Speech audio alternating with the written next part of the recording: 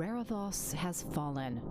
Last week, TRIGLAVIAN forces initiated a massive offensive into multiple systems across New Eden. The heaviest fighting took place in the system of RARAVOSS, where despite intense resistance, EDENCOM and allied capsuleers ultimately failed to prevent the TRIGLAVIANs from completely overrunning the system.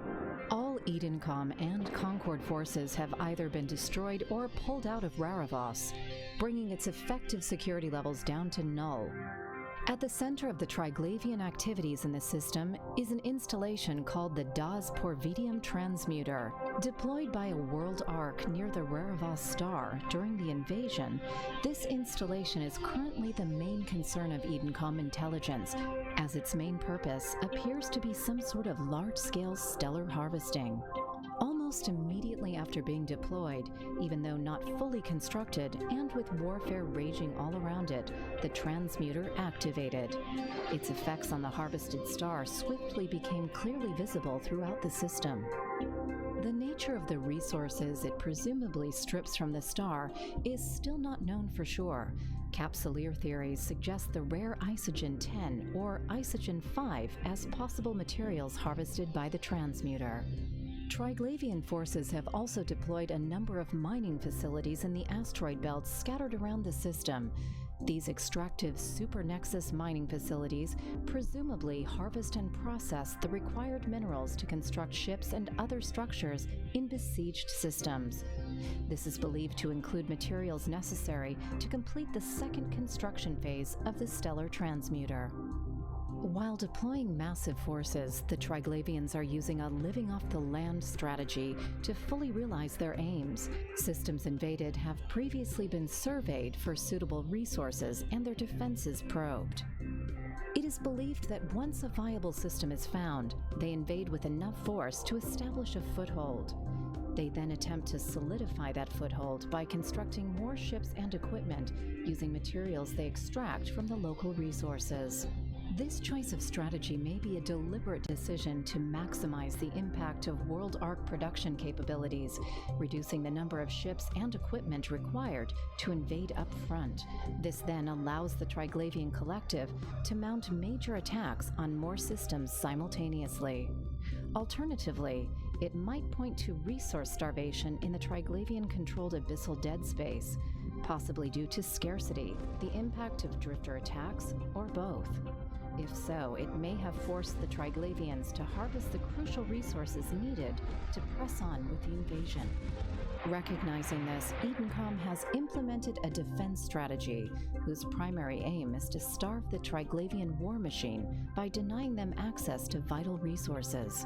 This requires immediate efforts to repel the TRIGLAVIANs from targeted systems and make them fortresses proof against invasion, hitting the TRIGLAVIANs fast and hitting them hard right from the start.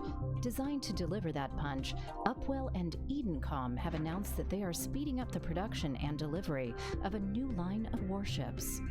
The Skybreaker, Stormbringer, and Thunderchild are designed to carry weapons based on the Upwell Arcing Vorton projector technology, a superweapon previously only found towering on keep stars.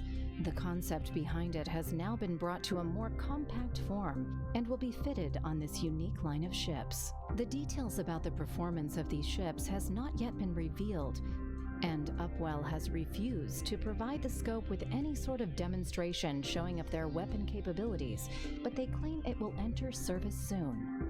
There is no doubt that these ships, when they arrive, will provide the firepower so desperately needed in this struggle ahead, but for the inhabitants of RARAVOSS, it is too little, too late. Fortunately, RARAVOSS is a low-population system.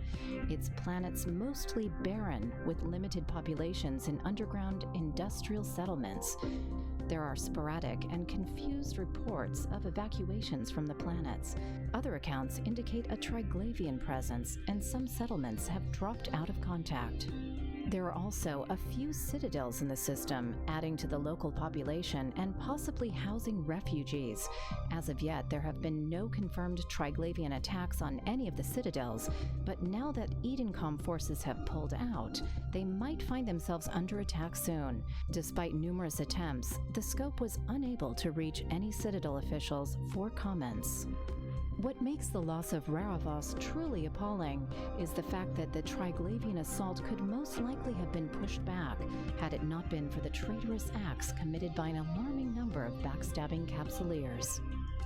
On multiple occasions, these rogue Capsuleers attacked EDENCOM forces, swinging the outcome of some critical battles in favor of the TRIGLAVIANs.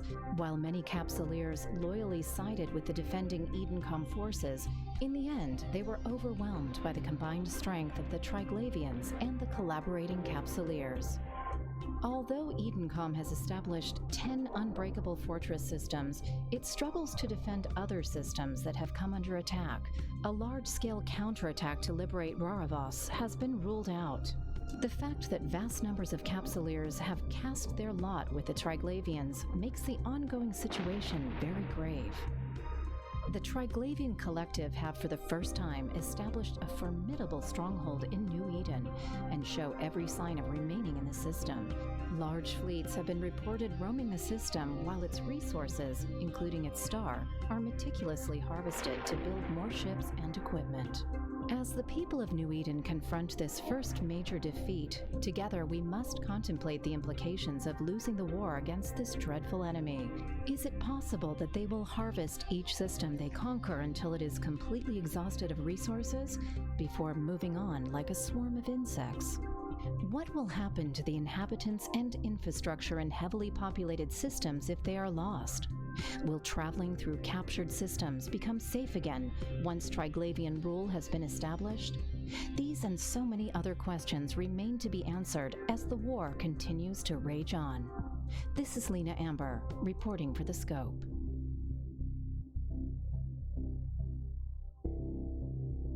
Greetings, fellow Empyreans. Oh man, I am Ashterothi. There we go. Hold on.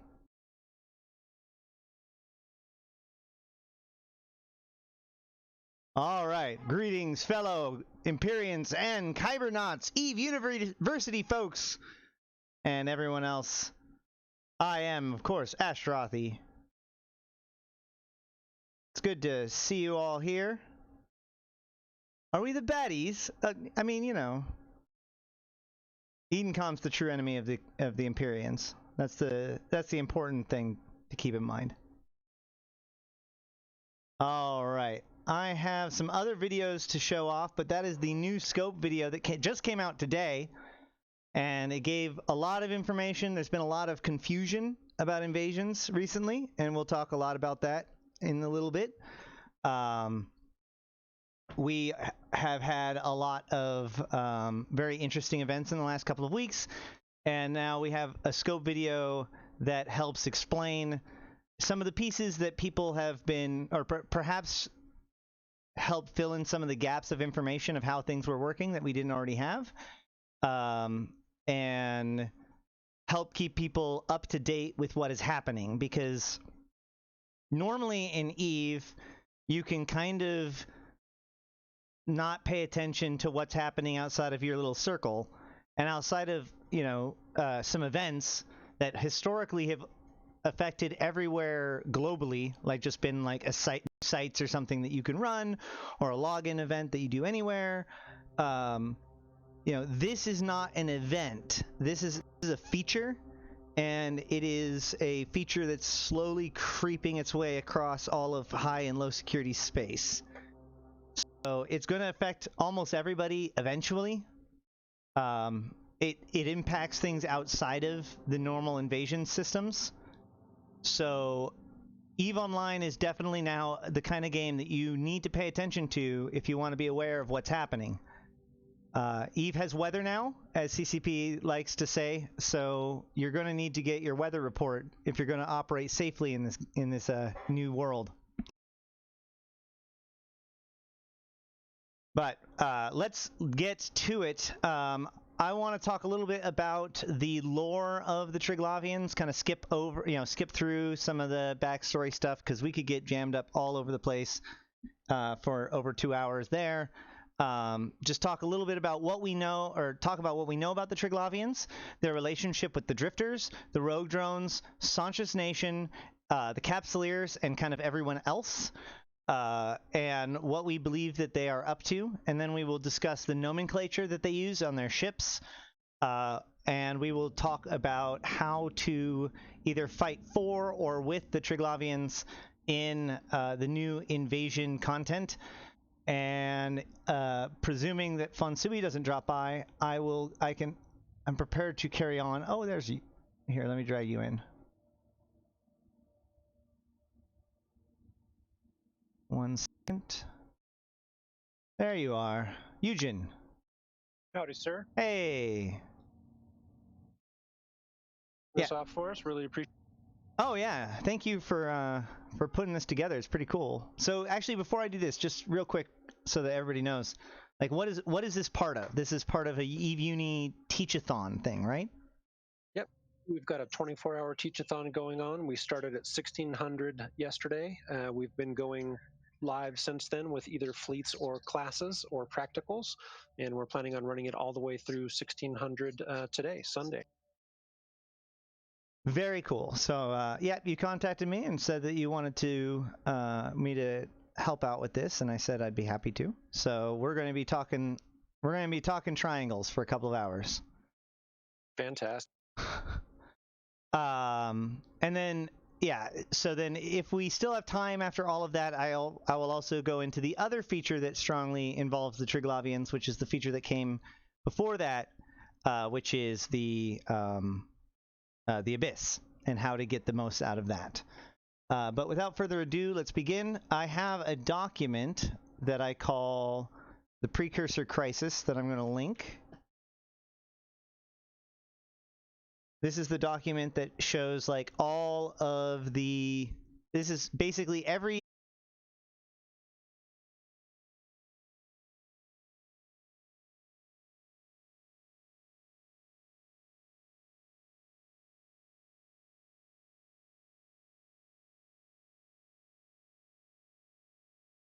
questions as long it's really up to you guys how you want to go about it. I have the information here. Hey, it looks like I'm back up. Should be back up. Sorry about that. I was having this problem with my internet connection earlier, and then it was stable. I think it's something about like actually putting the load on the server or on the system that's causing it to have problems. I might need to call them again about it. We're going to try it one more time. If not, then I can just take the server down, or I can take the stream down, and I'll just hop on over to the Mumble, and we'll just do it there. Okay. We'll see how it goes. Either way, so the Precursor Crisis is the story of the various ancient entities and how they affect the modern world, specifically the Jove, the Drifters, the Sleepers, and the Triglavians.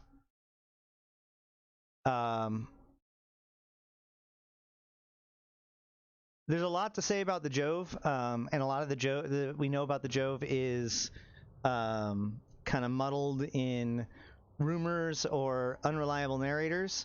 But to suffice it to say, the Jove is one of the most ancient, like they didn't collapse when all of the other empires did, but one of the reasons why they didn't collapse was because they were actually more primitive than most of the rest of the empires at the time. And so they barely had FTL, like their engines were barely cooler enough to be FTL. So it took them a while to get their home, and this Eve Gate actually collapsed while they were en route to their destination. So they were more prepared to deal with the collapse than most of the other groups, and so they survived significantly better than most of the rest of the empires. They did have two different empires rise and fall. The first one kind of fractured when it was on the subject of biomanipulation. Certain leaders were against biomanipulation. They wanted to get more into cyber and other kinds of ways of improving themselves as opposed to their actual genetics. This caused a break within the group. Eventually, a very powerful leader named Michael Bohr brought the Jovians back together into the Second Jovian Empire. And this was a very strong empire. He had a council of leaders from each of the enclaves, which is like their colonies, and this was called the Chamber of Tyrants, and these ruled the Second Jovian Empire. And then something happened, and we're not 100% sure what happened. Now, what happened to like the First Jovian Empire, like the Jove really know like more or less what happened at the end of the First Jovian Empire, but it's kind of embarrassing to them, so they don't talk about it. It's clear that they do not know what happened during the Shrouded Days. This is lost information. Something bad happened to the Jove. They went into it a relatively functional, powerful ancient empire, and they left it a broken people, infected down to their biology with this disease that makes every single one of them their own, like basically a ticking time bomb, which totally sucks. And this was the collapse of the Second Jovian Empire. And a few things were triggered by this event. And like I said, this was one of the most like unknown periods of time. And so everything about it is rumored and speculation. But one of the principal ideas is that their leadership caste, who used virtual reality constructs to dilate time in order to conduct research and study and think about things and work things out. And these were known as the architects at the time. And they turned to these virtual reality livers and said, solve our problem, solve this Jovian disease. And the sleepers, as they're now called, they failed to solve this Jovian disease. And the problem is that the solution that they presented was for people to enter the construct. And so soon the people turned against the sleepers and even accused them of possibly creating the Jovian disease. And ultimately, a large subset of the static, which are the groups of Jove that believe that they shouldn't continue to modify their genetics, known as the Sleepers, fled from the Second Jovian Empire, and they managed to find a conduit to an area of space that had been created or arranged by another ancient race. And the other ancient race was known as the Teachathon, and the area that they found was what we now know as Anoikis, or wormhole space.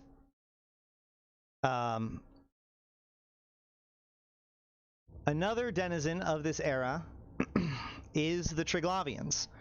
We know this because the Triglavians refer to things in the Jove, from the Jovian Empire.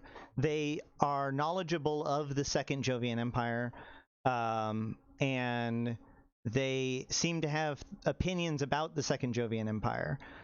Specifically, so these sleepers who travel into wormhole space and encounter the Teachathon either in ruin form or in living form, they ultimately occupy the area, and the Teachathon flee or leave or die. There is quarantine zones throughout the area, and also like militarized areas. It's intentionally kind of ambiguous most of the time. You can check out the Eric Jalan project for more information about a lot of this stuff. But there's a lot of really spooky sites in wormhole space. Either way, the sleepers now do live there in their constructs, where they live in their virtual reality hooked up to machines, until one day in the construct emerged a violation of the rules. They had this rule where it says one body, one mind. The reason why they kept all of these bodies in stasis is because in order for you to have a valid existence within the construct, you must have a physical form. So they have to preserve these bodies over time. And additionally, the body itself became part of the matrix that they ran on. So they replaced a lobe of their brain. They actually grew an additional lobe of their brain and then turned it off, and then replaced it with an artificial piece chunk that basically wired into their brain, that made it so that their brain just kind of jacked directly into the rest of the computer, and therefore the matrix that they ran on, the construct, was actually effectively an internet of all of their brains working together. So that's kind of cool, but eventually a violation of this one body, one mind rule surfaced. We're not sure from where, but this anomaly that I call the boy with the black eyes, as he's first described by one of the people that's kind of shown a vision of the construct at this time in Templar 1. The anomaly doesn't exist. It's never been a thing. It doesn't have existence, but it wants to, and it was the sleepers at the time turned against the boy and hated it because it wasn't like them. It wasn't part of their perfect universe, their utopia. And so eventually something happened, and the other conquered the construct and attempted to convince the sleepers that they were sleeping and that they needed to free themselves, and he began to tear apart the construct. And with them subdued, he was able to send out through Seeker Jones and other sleeper, tools. He was able to reach out through the cosmos and communicate with things, and he was able to speak to the assistant to the soon-to-be Empress Jamil, a guy whose name is eluding me right now, so I'm going to just skip it. But and so together they created a plan, or they created a system to clone Jamil once she committed ritual suicide, and as part of this, the other would be stitched into her brain. And so this was one of the ways that the other managed to escape the construct for the first time. Once inside of inside of Jamil, he showed her where to find a Terran superweapon, which she then used on first on some Blood Raiders, and then later on against the Mimitar Elder Fleet. So I said I was going to skip over this stuff, and I'm not, but here we are.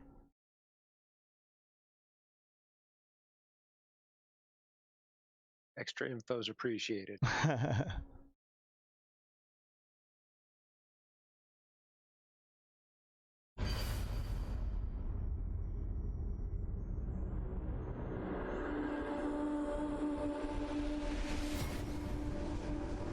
The cycle of life and death was supposed to end with us. We were to be the start of a new age, a destiny of light, an Empyrean age.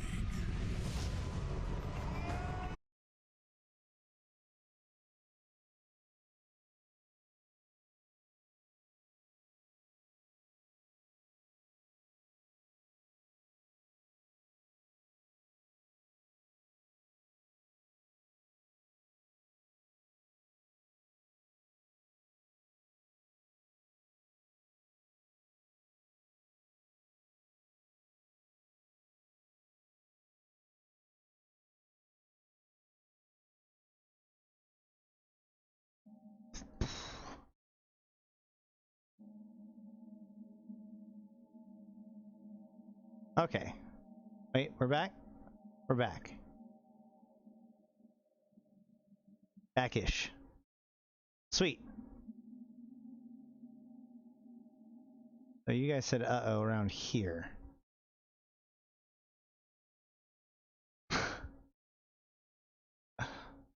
Alright. An Empyrean age.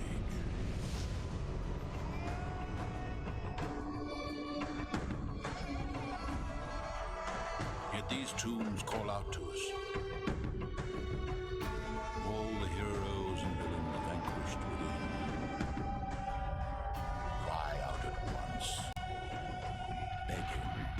justice.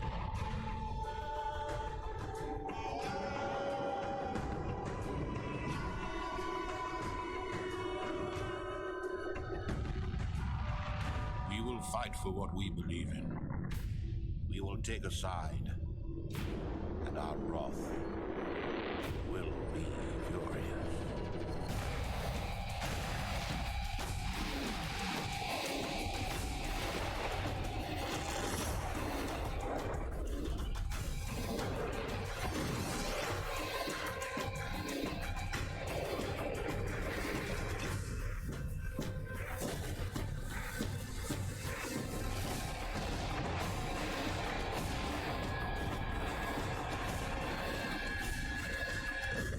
Welcome to the Empyrean Age.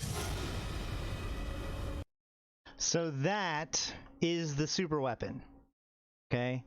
So this is Jamil showing up. This is the Elder Fleet. This is Jamil landing with her honor guard. That's the super weapon. Fire, boom, and that's its effect. So the Abaddon was retrofitted completely to house this super weapon, which utilized Isogen 5 as a firing mechanism and as fuel to basically turn shield systems inside out. So that's fun. So that is Jamil's super weapon. When she was done with it, it was discarded and collected by the rogue drones, and the several groups, including the Sisters of Eve and the Blood Raiders, found the rogue drones hive where they were stuffing the Abaddon full of more Isogen 5, but it was also come across by a Thucker tribe member who had been monitoring the Blood Raiders because he was concerned about what they might be going after. And when he saw this, he knew that it was not going to be a good thing for anybody if that fell into the hands of the Blood Raiders.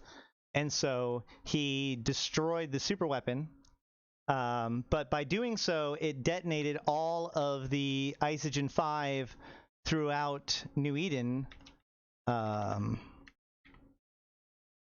causing an event that is now known as the Apocrypha event.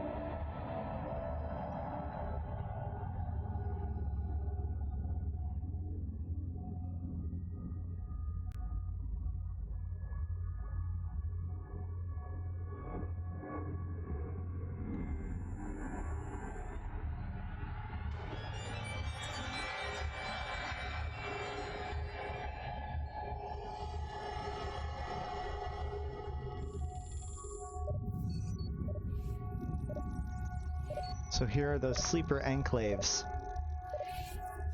that we were talking about.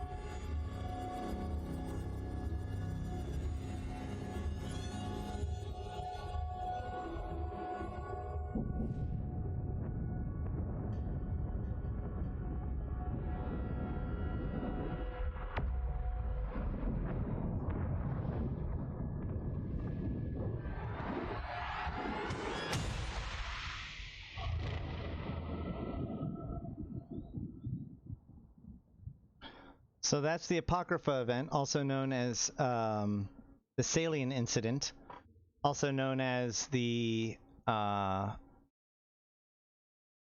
oh gosh, I can't remember its other name, but effectively, it seems like some Terran, some ancient society group had collected together and created basically a death trap of a bunch of citadels filled with Isogen 5 that they had packed near the star in order to, and they were quantumly entangled to fire off simultaneously to funnel energy into the star to cause coronal mass ejections and a release of energy that caused a superluminal event and busted open the ancient wormhole network that was created by the Talican in and through wormhole space.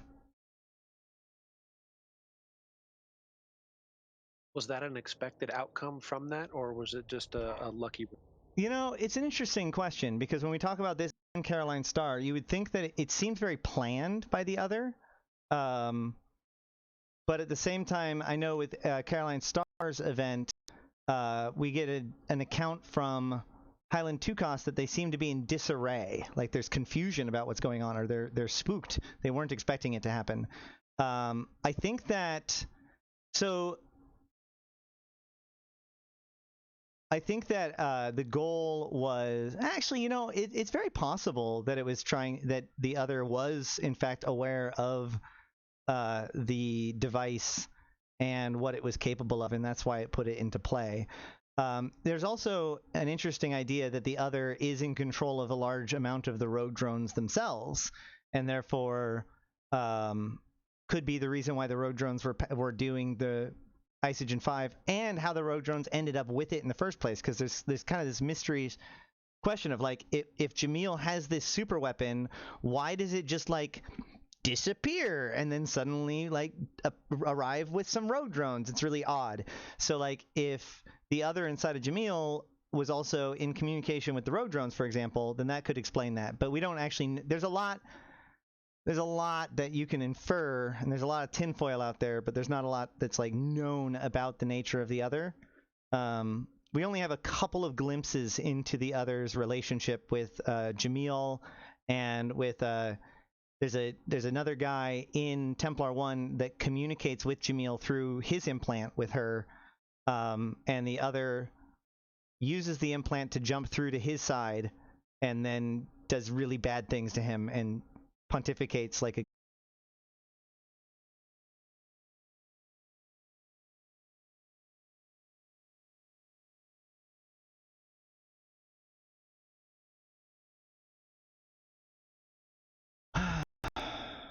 Hi.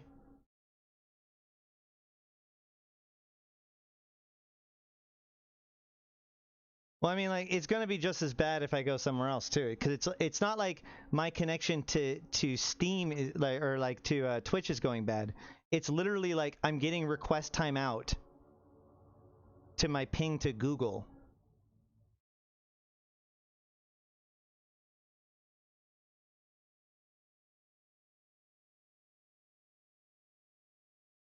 So I apologize. I've been... This is one of the reasons why I haven't been able to stream as much the last couple of weeks, is because my internet connection has not actually been that solid. Yeah. Everything's solid right now. Let's keep going.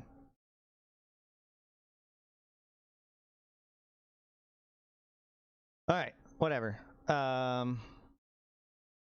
So this leads us to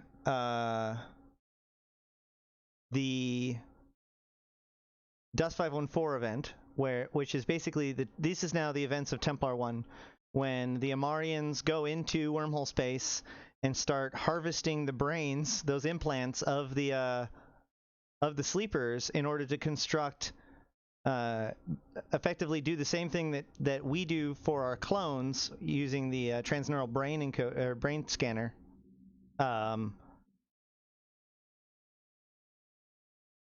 Yeah, transneural burner? I can't remember the actual word for it. But like they have their own version for the Dust Soldiers that allow them to do memory backup to make them work. But they used these sleeper implants originally, and that goes about as good as, you know, you would expect for a book that's written off about it. obviously there's no conflict at all. Either way, here is the video about that.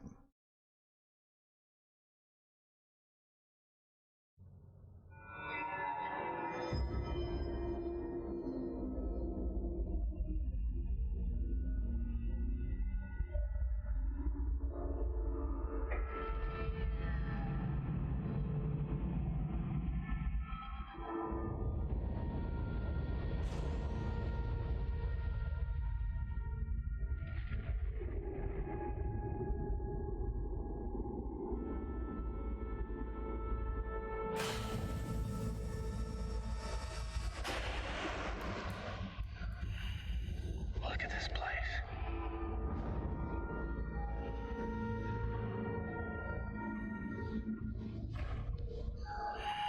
Over here. This one seems to be intact. Okay, let's bring it in for analysis. The implant recovered by the extraction team has fascinating properties. An instant transfer of consciousness, even at the moment of death. So much blood has been spilled in the name of our faith. Too many have died at the hands of Empyreans. Imagine the military application. But we have been blessed. I will unleash this new power and end the war. We cannot allow one nation to control it. They have done enough to leave their mark on history. Their soldiers would be dangerous beyond measure. The power they would have, they would be immortal.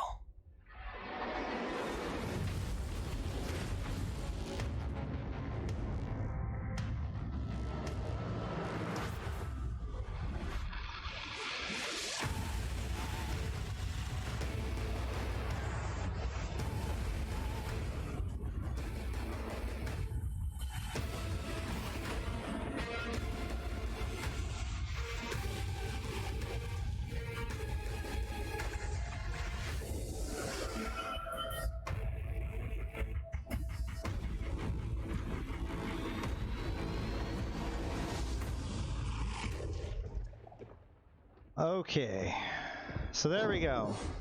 Cool. So Dust Soldiers are made. Well, first Templars are made. Templars end up being super bad. Templar program aborted. New soldiers are made. But as I was saying, like not in chat, not only did the tearing out of the implants actually kill the sleeper involved, but what the other did was, like, because it was part of the construct itself, the other was able to use it to basically imprison people and then got sucked out through the implant being ripped out. And so, like, one of the entity that speaks to the main character through his implant doesn't even realize what's happening, doesn't know why this has happened to him. And so it's really kind of spooky. But also the other, like, clearly in the Chronicle, And I Shall Hide, where you listen in on the other taunting Jamil, basically. The other talks about how... oh dear, now I forget what I was saying.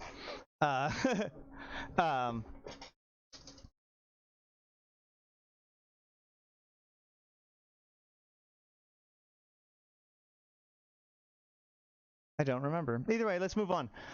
So the other is, the other was escaping through these Dust Soldiers, or through the Templars, and was kind of taunting her by saying, like, if you fail to kill just one of them, then it will be able to replicate and make more.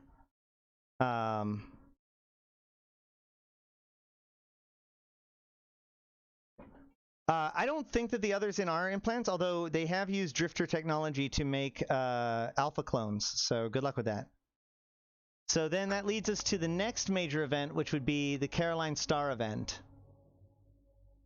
So the events of the Apocrypha event, so the super critical event,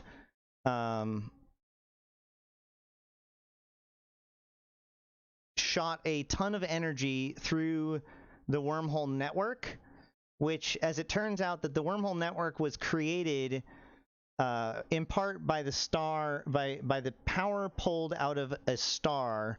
They had a Dyson lattice constructed around a star known as W477 TAC-P.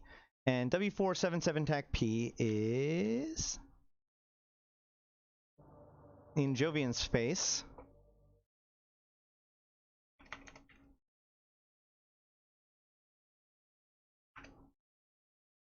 Right here. So this star here has a Dyson lattice, or had a Dyson lattice around it.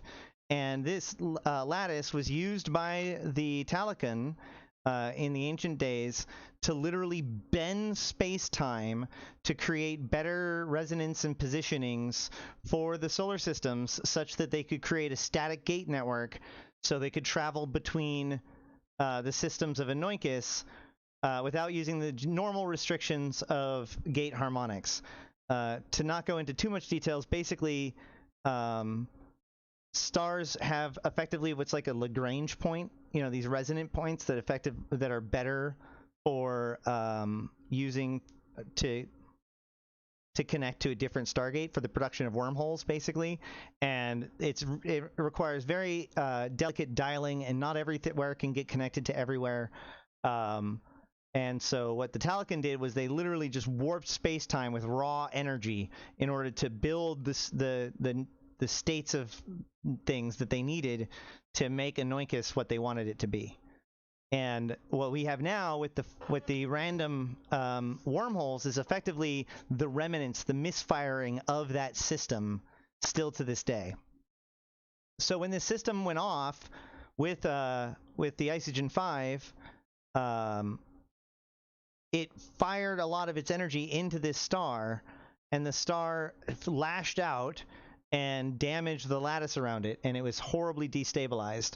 And the Jove noticed that this thing was going to go boom in less than a few decades, and so they ran away, thinking that this could potentially destroy everything.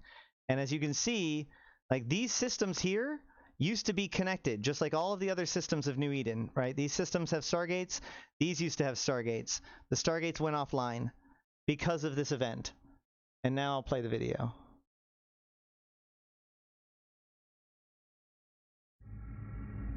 Oh, that's not what I wanted. Hold on. We'll get to that one.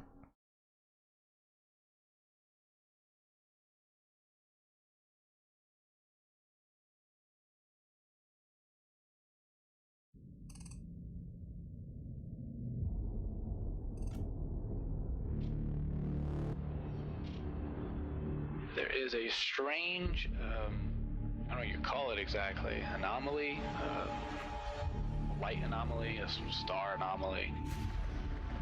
And apparently the closer you get to Jove space, the better you can see it.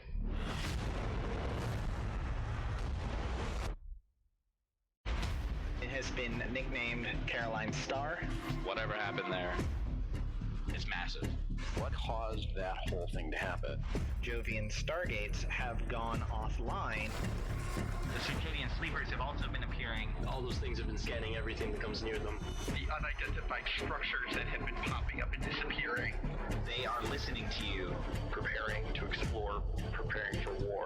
Is it possible that the sleepers have found a way to break away from the construct? There's no telling what they might do out of self-defense. Maybe the sleepers are the ones needing the body parts so that they can reconstruct bodies, because their actual bodies have withered away.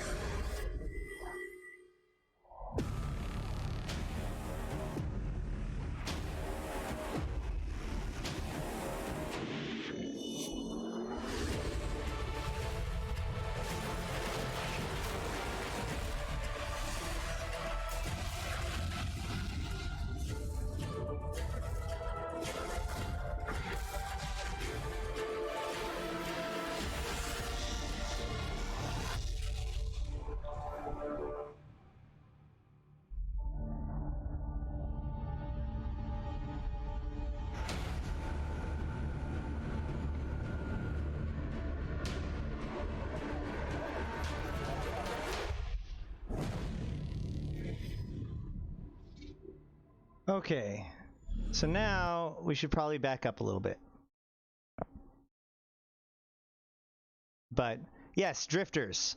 So now the drifters are out. The drifters are allegedly the other who has turned old sleeper bodies into meat puppets, or perhaps they are sleepers that we have disembodied by pulling out their brains, who have managed to inject themselves into the implants of other sleepers, so that way they can escape the construct and get to work. And what have the drifters been doing all of this time? Well, what they've been doing mostly is going to Jovian observatories and checking them out and tearing them apart. They will go. So the first thing that the drifters apparently did was they went out and cracked open a bunch of ancient caches made by the sleepers at who knows when the hell they did it. And for some reason, so the drifters seem to know a lot of information from the sleepers and from the Jove. One of my theories is that since the other is constructed from basically nothing, it is effectively fragments of thoughts and dreams and ideas of the sleepers themselves. And so I like to think that the other is born from the dreams and nightmares of the sleepers. And so this entity, armed with this knowledge, reaches out and starts to crack open the ancient sleeper caches, which allows us to start finding them. And they bump into the Jovian observatories, which had been placed throughout the cluster in order to observe things. The Jove are really good at spy networks, and so one of the interesting things about the Jovian observatories is that the logs are relatively recent, which could mean that potentially previous logs have been purged. Who knows? But I digress. So the drifters have actually been tearing apart the Jovian observatories and will attack anyone who is found at one. So if you do go to one, you should go cloaked, probably. They have been torn apart additionally over time, although it's been some time since I believe that it's gotten worse. Here, let me see. I found a pretty decent picture of a Jovian observatory. Let me see if I can pull it up. Nope.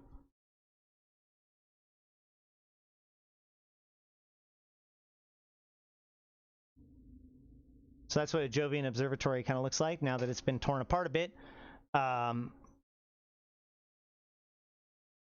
And they have been hanging out in their hives and kind of scooting around. Of course, they did do something else. They killed the Empress, Jamil, who of course had the other in her head, so there's nothing spooky.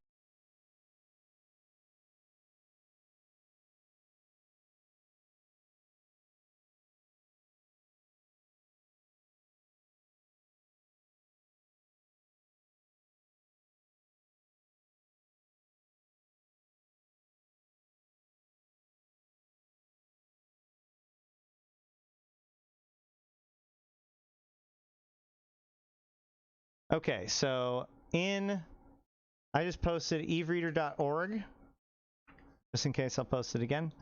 If you go here, you can scroll down to Inheritance. If you know one chronicle, it should be Inheritance. It's a really good read by Eve Reader podcast and his friends. And or if you want to, you can always go to the fiction.eveonline.com portal and read Inheritance for yourself. Inheritance is the single most important chronicle in, like, understanding EVE Online, period. Or at least what's happening.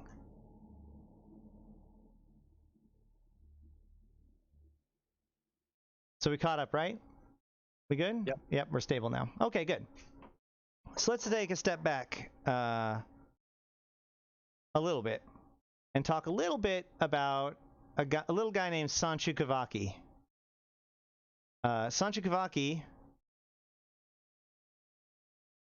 Actually, I won't even talk about it because there's a really...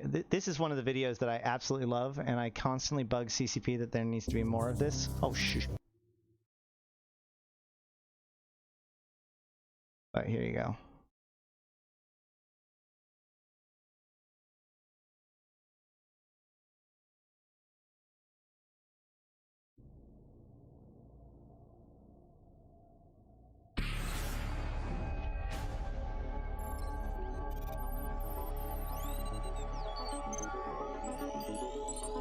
Nearly 2 centuries ago, an industrial mogul named Sancha Kuvaki built an empire as an arms manufacturer during the First Galente-Kaldari War. Hailed as a cultural messiah, Kuvaki drew millions of colonists to his domain by promising a utopian alternative to contemporary society. However, Sancha was also secretly using his vast resources to fund cybernetic experimentation on humans, turning them into slaves loyal only to him. When the great empires learned of these practices, they joined forces to end his regime. Through their combined efforts, Sancha and his minions were hunted down and driven off. Those few sympathizers who survived settled in the Stain region, far from Empire borders.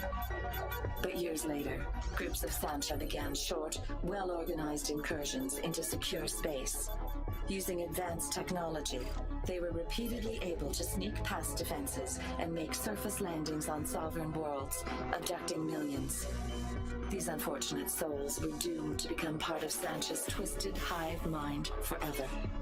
Sancha Kuvaki has brought his war back to the Empires with a vengeance, directly challenging the resolve of Capsuleers. While none can say with certainty what his agenda might be, he seems determined to reestablish his so-called promised land for good. We need more of those. Oh my gosh. All right. All right, Sancha Kuvaki. So in 2010, thereabouts, Sancha came back. The nation resurfaced. Obviously, in 2008 was when they attacked into Angel Space, which is potentially where they got the portal gun that they eventually used to make the portal, the wormholes. Although one of the things that we have found since Caroline Star happened and the Shattered Wormholes were opened, we actually found Sancha's nation forces inside. Hold on.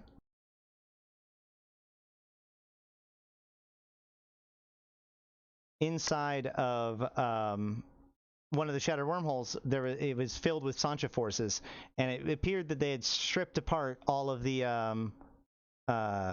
like the static generators. The Talican apparently used something that not like the gates that we know of, but they use static gates, but we don't quite understand how to activate them in the same classic way.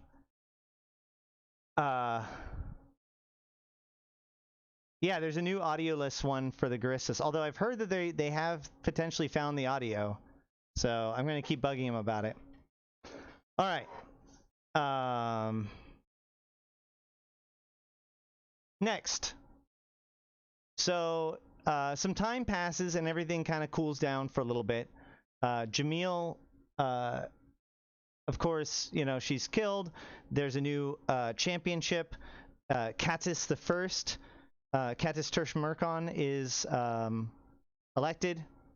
Sancha continues to do his shenanigans, but then a bunch of weird stuff starts happening. First of all, on the Sancha front, and this is kind of a little bit like, I'll keep this in mind as we move forward, that there is actually not just one Sancha's nation anymore. There's actually a second group. If I look up True Deliverance, the True Deliverance skin, it says, for too long you have been allowed to live in fear. For too long you have thought, if the nation comes, we will run, and we will hide, and we will be safe. Let it be known that there is no such thing as safe. There is only deliverance, or annihilation. Recordings recovered from station wreckage. Speaker identified as former true citizen Cornelius Sedek, now leader of the Vimoksha Chorus. So the Vimoksha Chorus is a splinter group of Sancha's nation that we've been monitoring for about the same time as Incursion. So about a year now, a little over a year, since the release of this skin. Most notably, the Vimoksha Chorus was part of the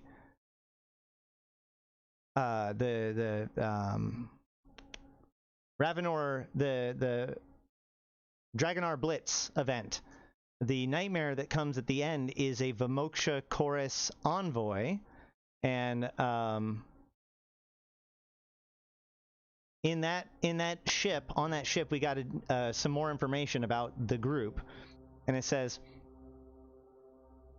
led by the self-stylized first citizen and paramount warlord Cornelius Sedek, the Vamokti Chorus is a rare surviving faction from the time following the suppression of Sancha Kuvaki's nation by Concord-led coalition in YC-37.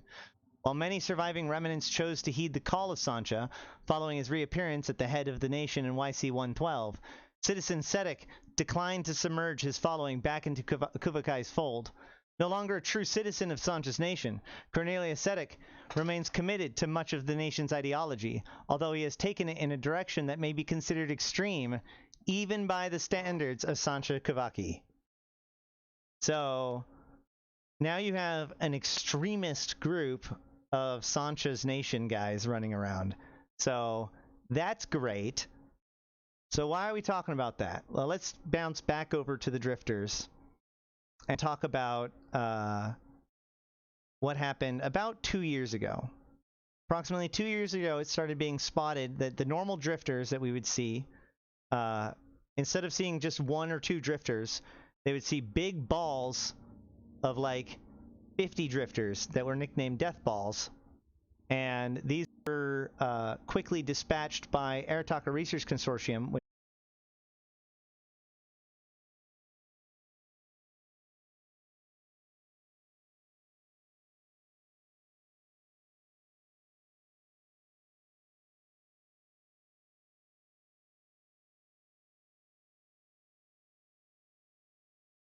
Back anytime now. There we go. Okay. Whew. Now then, without further ado, I'm just going to start this and hope for the best.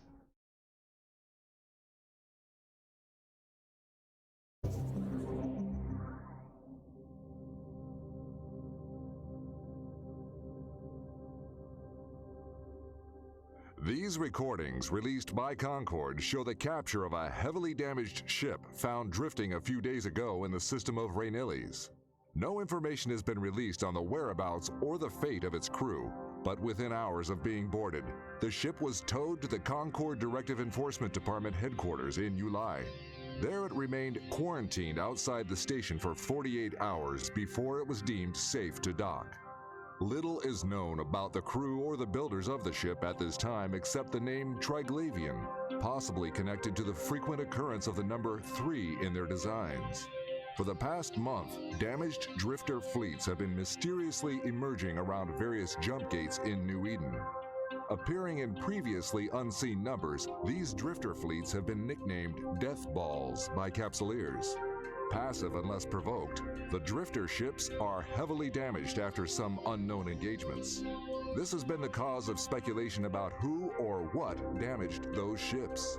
The Arataka Research Consortium has been the leading element in the drifter investigations, mercilessly attacking them at every opportunity. While these unprovoked attacks on the drifters have raised controversy, they have also been justified as they have provided clues to what has been happening to the drifter fleets. TRINARY data vaults have been salvaged from the drifter wrecks. The data they hold is partly corrupted and believed to be TRIGLAVIAN. The Arataka Research Consortium has been quite successful in extracting fragmented footage from this data and stitching it together. The footage shows drifters engaging TRIGLAVIAN ships. It is due to these efforts and consequent questions raised by Capsuleers that Concord has finally come forward to shed some light on these events. In the short amount of time since its capture, the TRIGLAVIAN ship has provided Concord with a wealth of information. Equipped with what has been named a filament device, it allows cruiser-sized ships to enter what Professor Mayer of Concord Deep Space Research calls abyssal dead space. After observing energy spikes spread across New Eden, he has theorized that these are potential entry points to self-sustained pockets of space and time, abyssal dead space. In a daring experiment, an Enforcer-class cruiser was fitted with the filament device to test this theory. Upon activation, the ship instantaneously opened up and entered one of the countless millions of abyssal dead space pockets. This experiment confirmed Professor Mayer's theories, and as also predicted, the entry point closed behind the traveling ship, removing all hope of rescue in case of emergency. Initial observations of the pocket showed that it was surrounded by a harsh flux of space-time. Any ship venturing too far from its center would be crushed by the gravitational forces. Hazardous phenomena were also detected within the pocket, requiring careful navigation to avoid damage or even destruction of the ship if flying into or too close to these hazards. Almost immediately, the expedition came under attack from 3 Triglavian ships. Frigate-sized, the vessels were easily identified as Triglavian by the distinctive sphere of energy. This sphere is in fact an engine for a weapon called Entropic Disintegrator. Operated completely differently from any existing capsuleer weaponry, it needs a baseline of capacitor to initiate a continuous beam of energy aimed at its target. Initial damage inflicted is limited, but quickly its energy levels ramp up, increasing its damage capability significantly. Once it reaches full capacity, its damage output is higher than any other known weapons of similar size. The Concord cruiser received considerable damage before managing to destroy the attacking frigates, but due to the damages sustained, communications with the ship became sporadic throughout the remainder of the expedition. With no way to turn around to safety, the crew had no choice but to press on, going deeper into the dead space, traveling through at least 3 pockets via what looks like some sort of transportation gates. 12 minutes after entering the abyssal dead space, the last transmission was received from the expedition. Engaged once again by ships of Triglavian design, this time the cruiser was clearly outmatched by the larger vessels. While fragmented, it seems the Concord cruiser tried desperately to limit the damage received by the entropic disintegrators by repeatedly trying to move out of their range before their damage output reached maximum.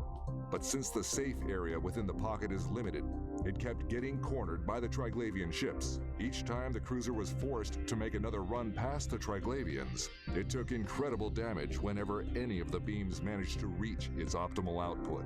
Eventually, the cruiser hull was breached, and a fraction of a second later, its signal was lost. Data from the expedition is still being analyzed, but preliminary findings show that the cruiser traveled through 3 distinct pockets that all shared similar environments. It is believed that the gate seen in the 3rd pocket would have provided a safe passage back to the point where the cruiser entered the abyssal dead space. What is interesting is that the footage collected from the Drifter wrecks in the past weeks showed at least 5 different forms of environments, which clearly indicates that more is yet to be discovered. Furthermore, the footage also shows drifters engaging Triglavian ships in the abyssal dead space, so it is only safe to assume that drifters will very likely be encountered in future expeditions. Another interesting observation made during the expedition were readings of high concentrations of biotech that has been named mutaplasmids. Also found in the captured Triglavian cruiser, Concord researchers have been experimenting with the substance and discovered it can have immense but unpredictable effects on existing technology. In the first experiment, mutaplasmids were allowed to bond with a standard micro-warp drive, resulting in vastly improved performance and reduced capacitor need while taking some penalty in the form of power consumption. When conducting the exact same experiment again, the results were completely different. Performance decreased while also seeing increased capacitor and power requirements. Subsequent testing has yielded everything from extremely positive to extremely negative results on the modules tested. Once the mutaplasmids have bonded to the modules, then these changes become irreversible, which makes use of the substance a risky gamble. But it is obvious that if this material can be harvested in large quantities, then it is set to revolutionize current space technology. This is Alton Hovery, reporting for the Scope. All right. Let us continue.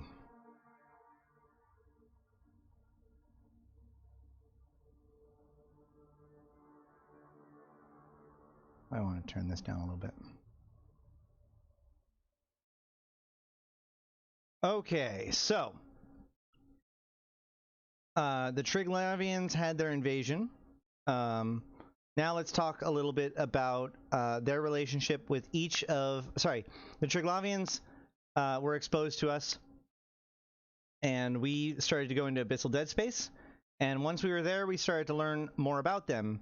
Each of their ships contained some information about that ship's name, and each of the, or there were these originally these, you could put the data sheets into the can, and it would spit out these trinary data relics or data records.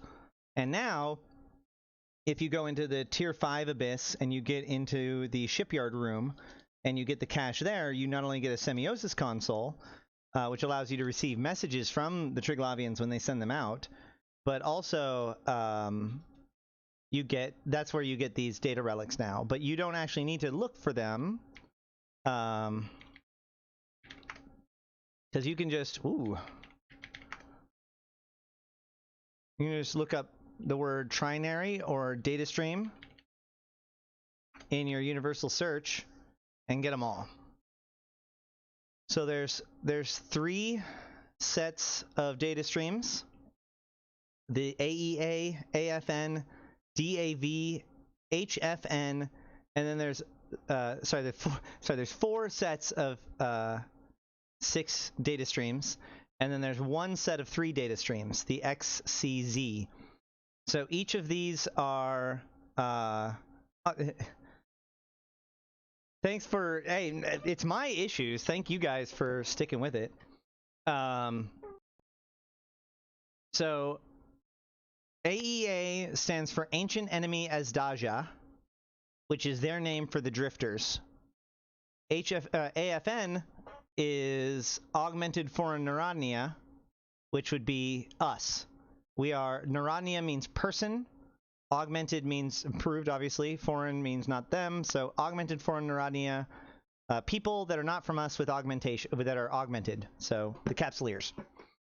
Deviant Automata Villa is the rogue drones. The hive-linked Foreign Narodnia is Sancha's nation, because Sancha's hive link that he uses in the implants to control them.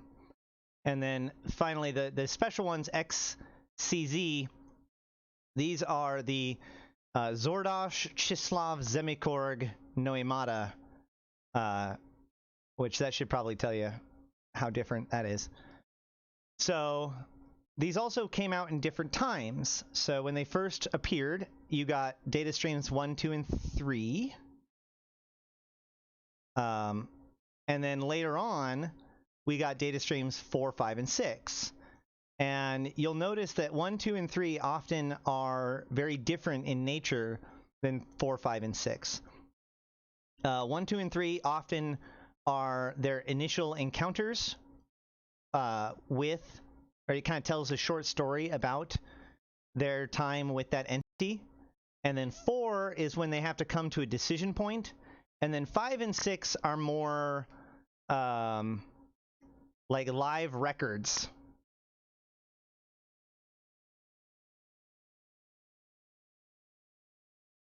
So there is, so from this point on, I'm actually going to move over to my my document just for ease.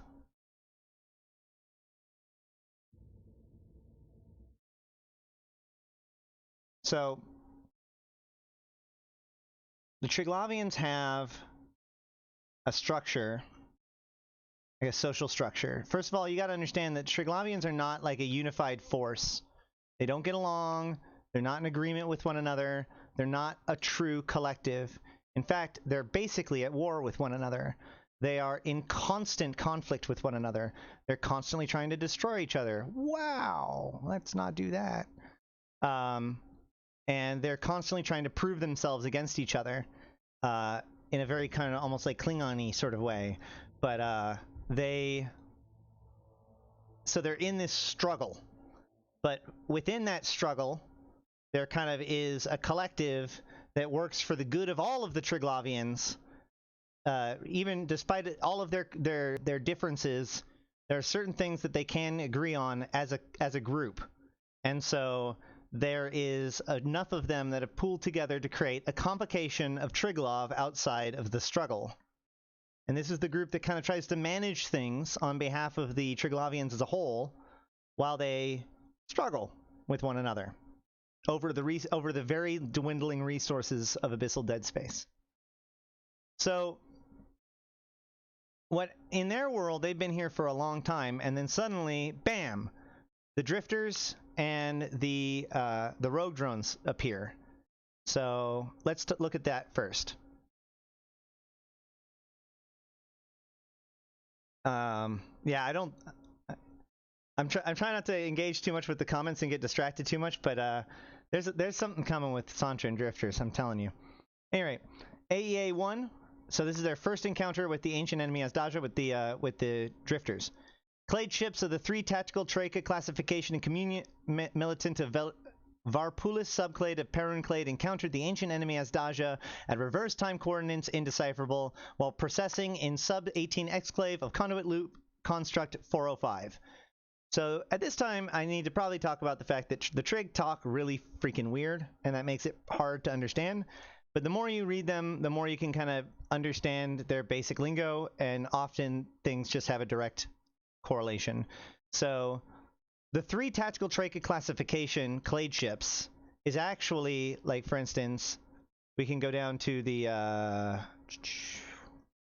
Damovic and see Damovic subclade of Perun clade revised the adaptation schema for clade ship of the 3 tactical Troika classification has been accepted for imprinting in advanced time generations after cladistic glorification over some Samovda subclade. Tactical subrole dispersal is in the gift of the strategic Troika. So what this means is basically, this is that violence that I was talking to you about. So that the Damovic subclade destroyed the Samovda subclade, or at least was glorified over them, and therefore their version of this ship became the version of this ship. And that subclade was the Damovic, and that's why we call them Damovics. But they call them 3 tactical Troika classification clade ship. Everybody with me so far? Cool. So, Damovics of the Varpulis subclade of the Perun clade encountered ancient enemy Azdaja, drifters, at this time. They do weird things with reverse time coordinates. That means, like, reverse time just means it's in the past. Coordinates, I'm not sure why. Indecipherable. Every time they talk about time or location, it's always indecipherable. It's probably because it's using trinary data or some other nonsense. I've gotten over it. While processing in sub-18 exclave of conduit loop construct 405. This seems to be how they describe the abyss, right? So sub-18 exclave of conduit loop construct 405. Conduit loop construct would be an abyssal construct chain. Absolute imperative of Posh lost extirpation against Azdaja was invoked without acceptable material realization. So this is interesting. So they had an absolute imperative. So nothing else matters. Of Posh lost means corrupt or vile, whatever, taboo. Extirpation means to root out and destroy. Against Azdaja. Azdaja means dragon, like a dragon in Slavic mythology. Was invoked without acceptable material realization. So what this is saying is that when they've encountered the drifters, they invoked an ancient rule that basically said that they had to immediately try to destroy this thing, this ancient enemy. And their frigates failed to kill the drifters. So then that goes into AEA-2. The convocation of Triglav outside of the struggle has affirmed the need for playful communion of repeated time by the clades assembled in subclade militant and technical. So, the convocation of Triglav outside the struggle, which is at a group that I said, like, kind of tries to direct the Triglavians as a collective, has affirmed the need for playful communion. Playful communion just means, like, cooperation of repeated time, so ongoing, by the clades assembled in subclades militant. In other words, in the subclades militant and technical. So of the main clades and of the subclades, all of them are now needing to work together to deal with this new threat. The entosis, or entrance, of the ancient enemy Azdaja into loop constructs must be sever reversed by the volition of and merge consent of the convocation of Triglav outside of the struggle. So this must be stopped by the will and consent of the convocation of Triglav outside of the struggle. The adaptation schema of clade ships for all tactical Troika classifications may be entered into the clade flow without proving. So this is an emergency. Our Damovix did not work. We need to do something about this. The ancient enemy is here. Everyone, get on it. Meanwhile, the Leshak subclade of the Velis clade scattered the adaptation schema of reverse time reclaimed adaptation schema of the 729 tactical Troika classification vessel into the clade flow without proving after the convocation of Triglav outside of the struggle. Convocation of the commune Troika has now time pressure for dispersal to the strategic Troika. So the Leshak subclade of the Velis clade has now pushed into the clade flow, which is like their internet, effectively, without proving this reverse time, so ancient or old adaptation schema of the 729 tactical Troika classification vessel.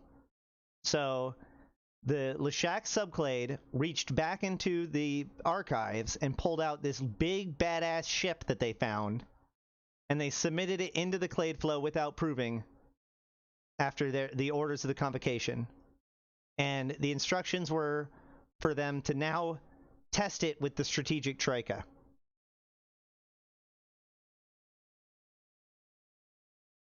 In DAV3, convocation of Triglav outside of the struggle remains nope, that's DAV.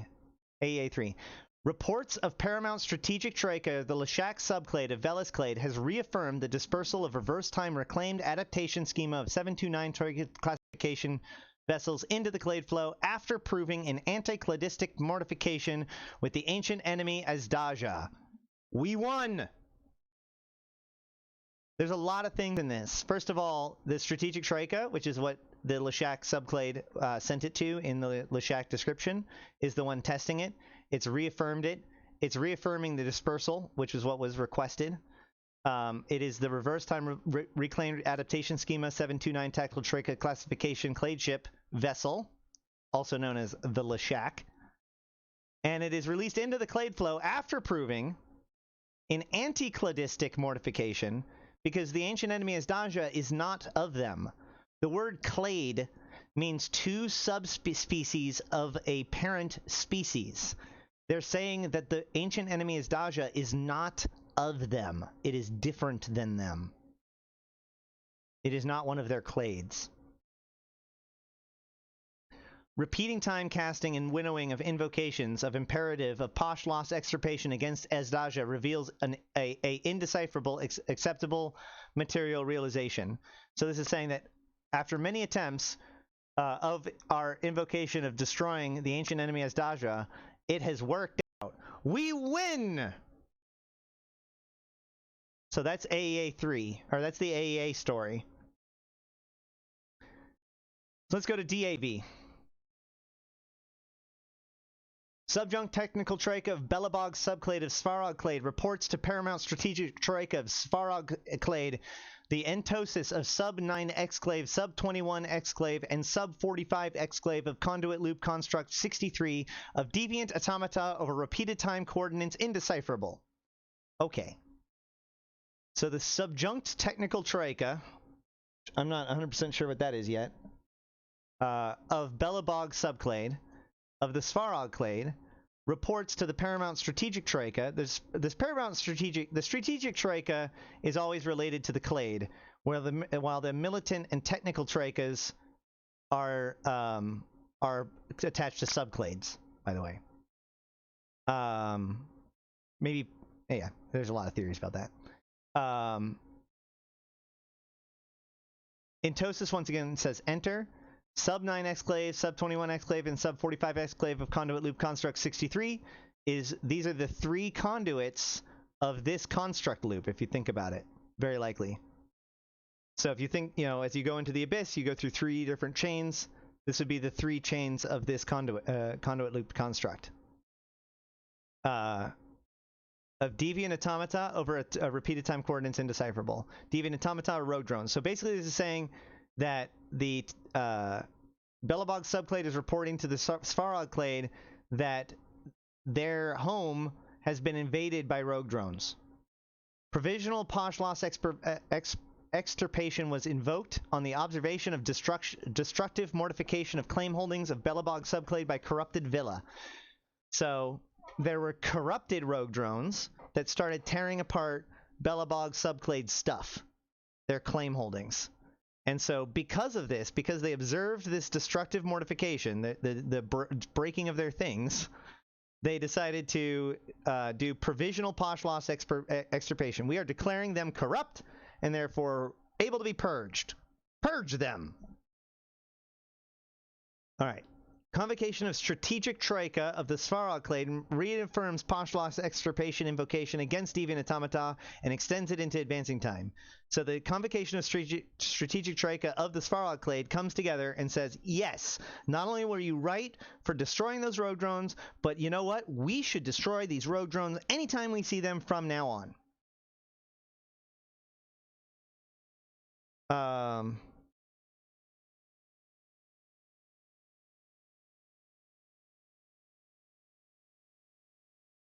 Yeah, you're right. Honestly, the subjunct technical troika of Belobog subclade as Svarog Clade is probably one of the manufacturing group. They probably are like the builders of the conduits and stuff. Because there are other times where we'll talk about the Velas Clade and their builders in a minute actually. So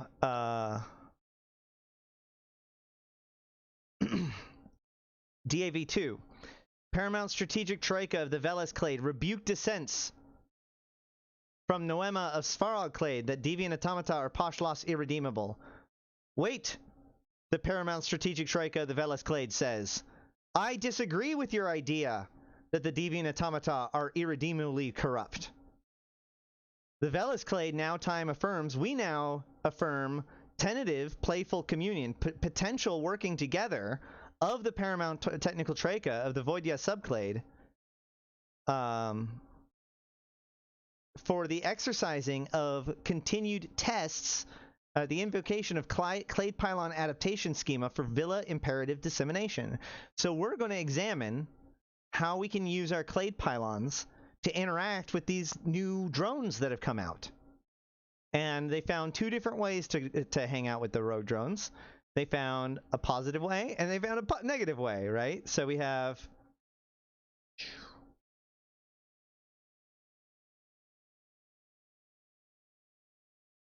the Deviant Automata suppressor says Strategic Troika of Svarog Clade severed defense from Noema that Deviant Automata may enter Subornos with Clades. Svarog Clade now time affirms imperative of Posh-Loss extirpation. So they're basically saying, hey, we're not listening to your idea that we can work together with these rogue drones. Meanwhile, this pylon that actually doesn't spawn in the game but is canon, says Convocation of the Troika, the Vodya subclade of the Velas Clade, divined purpose for the Deviant Automata in the flow of Virage. The Koshoi of the Vodya made a casting that the winnowing of the Clades would be served by turning Posh-Loss to Subornost. The Nafka of Vodya gave this Noema profound reverse time sense and grounded the Metaxi. The Narodnia of the Vodya accepted the volition and merge consented in the Koshoi and the Nafka of Troika Vodya. With this scribing is the working of the flow revealed as law. So what's possible is that these pylons were destroyed by Svarog because these were created first, and then these were destroyed by Svarog, who then put up their own pylons, which is why we don't have those pylons anymore. But either way, the Vodya subclade thinks that they have a purpose, and they think that they should turn them to Subornost. And the Svarog Clade has severed dissented. So now they've both severed dissented against each other. Let me remind you that the Convocation of Triglav outside of the struggle, their entire job is to try to represent the little things that these guys can agree on, and now they can't agree. This threatens them to their very, very core. This could potentially rip apart what little agreements and alliances and whatevers that they possibly have. If they cannot agree on what to do with the rogue drones, then they could potentially no longer have a Convocation of Triglav outside of the struggle. And thus, Thus, we have this description. Convocation of Triglav outside of the struggle remains consent locked on the Noema of Poshlost against the Noema of Savornos with Deviant Automata. The reverse time entries of Svarog Clade of Poshlost Villa and Velis Clade of Savornos Villa stand balanced in now time with the indeterminate consent of the Perun Clade. So they are locked. Okay? Uh-oh. Let's move on. Actually,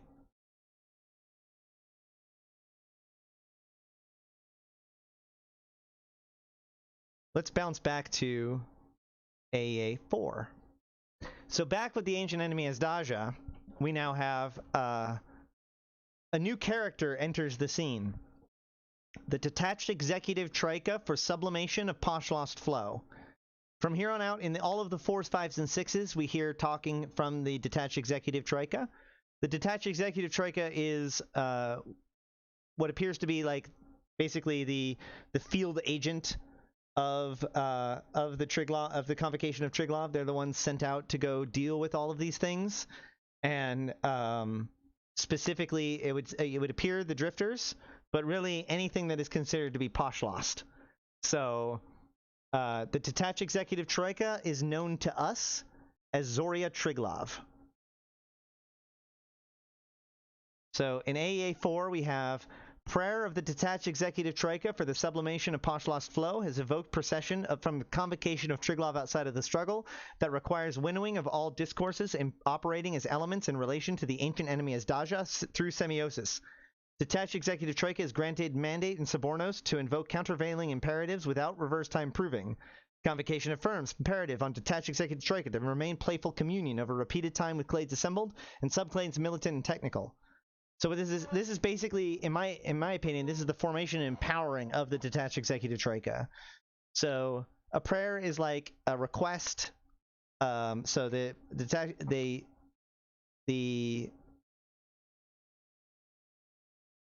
prayer of the detached executive Troika for the sublimation of Poshlost Flow has evoked procession from the convocation of Triglav outside of the struggle that requires winnowing of all discourses operating as elements in relation to the ancient enemy Azdaja through semiosis. So it's the detached executive Troika is actually the one that puts in the request for procession. Hey, I need to know what to do moving forward. And that requires the convocation of Triglav outside of the struggle to winnow through the discourse, which basically means to separate the wheat from the chaff. You'll see this used in almost every AEA or every 4 block. Then it says that the detached executive Troika is granted the mandate in Sabornos, which means in cooperation with, to invoke countervailing imperatives, so counter imperatives, without reverse time proving. So the detached executive Troika is authorized to have conflicting demands that it's operating under without having to ask ahead of time. But the convocation does affirm that the detached executive Troika must remain in communion with the clades assembled and the subclanes militant and technical. So that's really interesting. And then if you go over to DAV4, you see convocation of Triglav outside of the struggle invokes now time imperative on the detached executive Troika for the sublimation of Poshlost Flow to winnow through semiosis all discourses operating as elements in relation to deviant automata and corruption of Villa autopoiesis. Convocation consent lock on the Noema of Poshlost against the Noema of Sabornos with deviant automatas in decay flow and folding mortification on advanced time clade flow across indecipherable branches. So this is where things are getting serious. They're saying, hey, detached executive Troika, we need you to go through all of our messages in relation to the deviant automata, because we currently are in consent lock on the idea of whether or not these guys are able to be worked with or whether or not they are irredeemably corrupt. And this disagreement is causing a decay fold unfolding mortification, a destruction of our future clade flow across several branches. That's a problem. The detached executive Troika has now time imperative mandate to achieve metaxy by circulation of contradictory discourses through semiosis and force relations proving. Metaxy means both, middle ground, compromise. So they now have a now time imperative to achieve a compromise by using contradictory conversations through semiosis and forcing a relationship, by forcing an agreement. The convocation of Triglav outside of the struggle has evoked consent resolve of paramount strategic troika of Perun, Velez, and Svarog for this mandate. So basically, all of the paramount strategic troikas have handed over to the executive troika this imperative. So, let's see. Do I want to jump over here first? AEA 5 and 6 is weird. We're not going to go to that one yet. DAV 5. So DAV 5 and 6. The 5s and 6s are very much different than the previous ones. These are more like a back and forth, or like a report, perhaps an entrance into like a computer or something, but it's also broken down into, time breaks, time blocks. So we'll go through it. Detached executive troika for the sublimation of postulast flow, dialectic semiosis flow, indecipherable follows. Deviant automata. Break. Encountered manifestations exhibit range of exhibit range of autonomy profiles. So what this means is that the groups of rogue drones that they have encountered have had a range of from hive mind to autonomous. Reverse time discourse element. Organizing principles place highly active archive pattern analysis indicating upper ranges of autonomy for distributed artificial entities. So they're saying that there is there is an upper range of the autonomy which could potentially be worked with. It's highly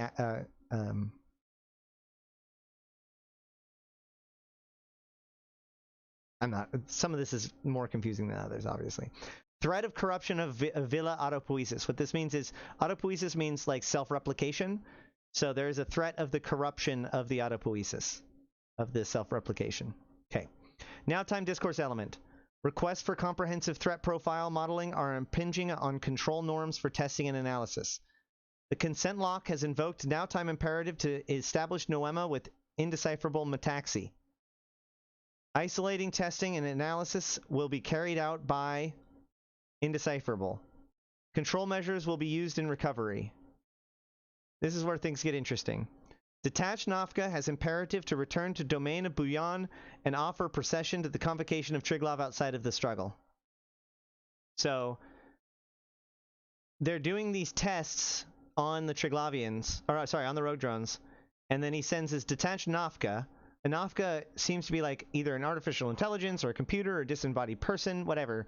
But this is the detached executive troika sends its Nafka and with the imperative to return to the domain of Bujan and offer procession to the convocation of Triglav outside of the struggle. We have an answer. Go give them the way forward. Advancing time discourse element. Difficulty of meshing foundational cultural motivations with distributed artificial entities. We're having difficulty working with them. Despite countervailing measures from higher functions of entities, the successes of reconnaissance, pulses, and surveillance scatter indicates continued work to evolve relationship. I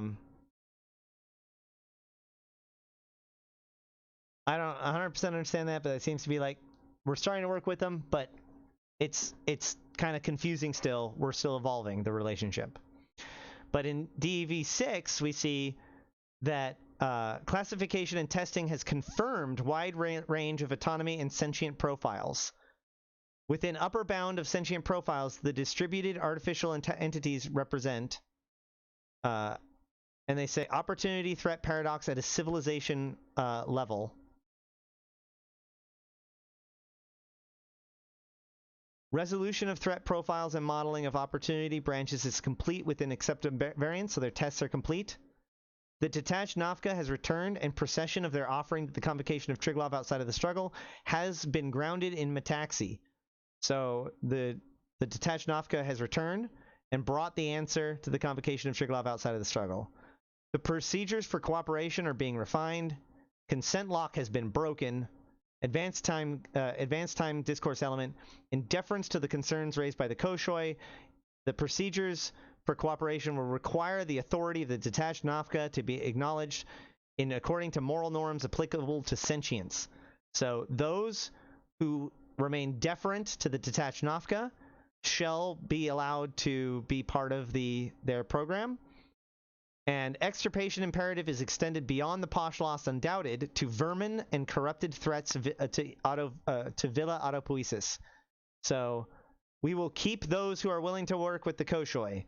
We will destroy those who are vermin or those who seek to corrupt the Autopoiesis.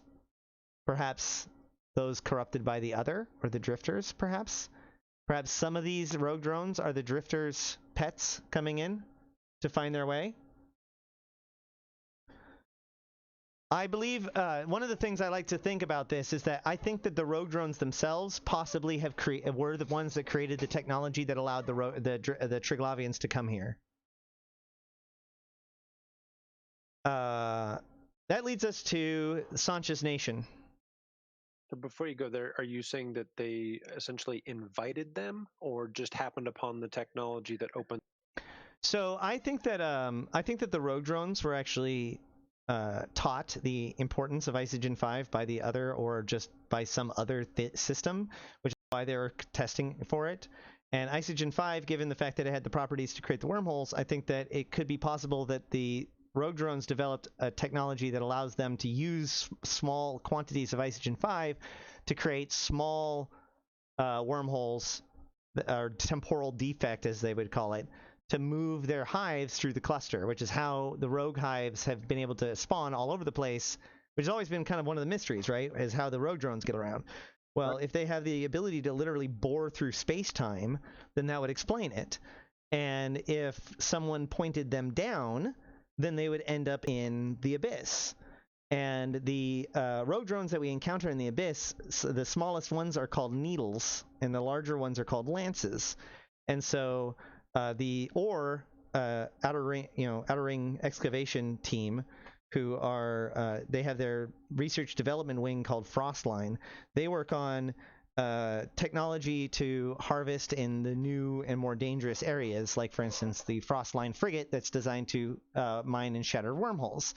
Well, or who also does their own experiments on rogue drones via, like for instance, the excavators. They are the ones that developed the reindeer filaments that would eventually become the needlejack filaments. So I think that the technology to bore small, small holes through reality, the filament technology, was originally created by the rogue drones. And so when the Velas Clade divined a purpose, they basically figured out that the rogue drones figured out how to bore holes through things. And so convinced the rogue drones to develop or to start constructing the filaments for them, which is why when the filaments first were released, there was like a major cache of filaments that were discovered in rogue drone swarm hives in the world news.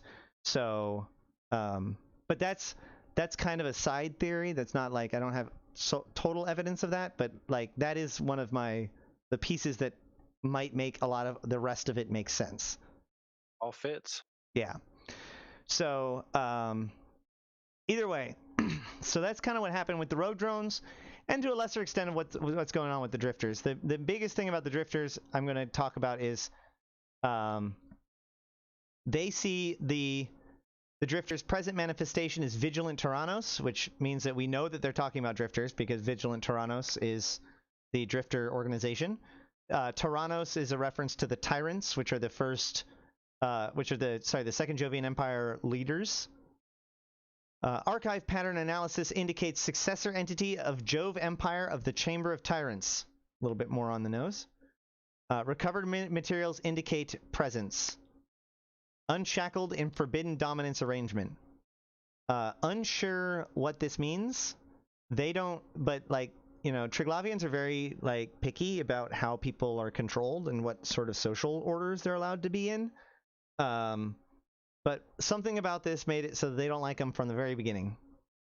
And it says, counter to ideological patterns recovered pertaining to Jove Empire Chamber of Tyrants. So what this is saying is that the dominance arrangement, the arrangement of these entities, is actually not the ideological pattern recovered pertaining to the Jovian Empire, the Chamber of Tyrants. So this is an anomaly in the ideological development of the Jovian people. This says, reinforce request for countervailing measures to be taken. They must take counteraction against them. Continue with the surveillance and proceed to next stage within predicted time horizon. Got it. Submit to the clade flow. Cool. And then for 6, you have exploratory operations have failed to establish active locus for presence of Jove Empire of the Chamber of Tyrants. So what this is saying is they can't find the center of this group. They can't find where the locus of their presence is. The stability of local spatial temporal environment deviates from archive reference data pertaining to blah. So the information that we have about this is doesn't match our records. Archive spatial temporal coordinate ranges, login code, Jovian and Spanish polity. So they're does not reconcile with ingressing data. These guys aren't coming from where the Second Jovian Empire came from either, like location-wise. After evocation of ancient time noema of Kostrog, conduit, flow, and confluence, then it said, which I don't know what that means. I don't know what the noema of Kostrog is. I think that that's probably the extirpation one. Procedures for continued exploration and surveillance under contemplation. Procession to imperative without proving in the gift of the detached executive troika for the sublimation of Poshlosh flow. So, continuing to monitor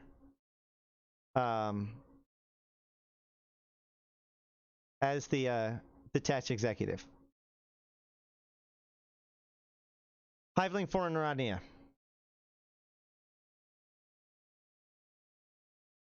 Clade ship of the 27 tactical troika classification clade ship, classification communion militant of Dazbog subclade of Svarog clade encountered vessels under guidance of Hiveling foreign Narania at reverse time coordinates indecipherable while possessing in sub 12 exclave of conduit loop construct 189. I'm not going to get through all of this in 2 hours.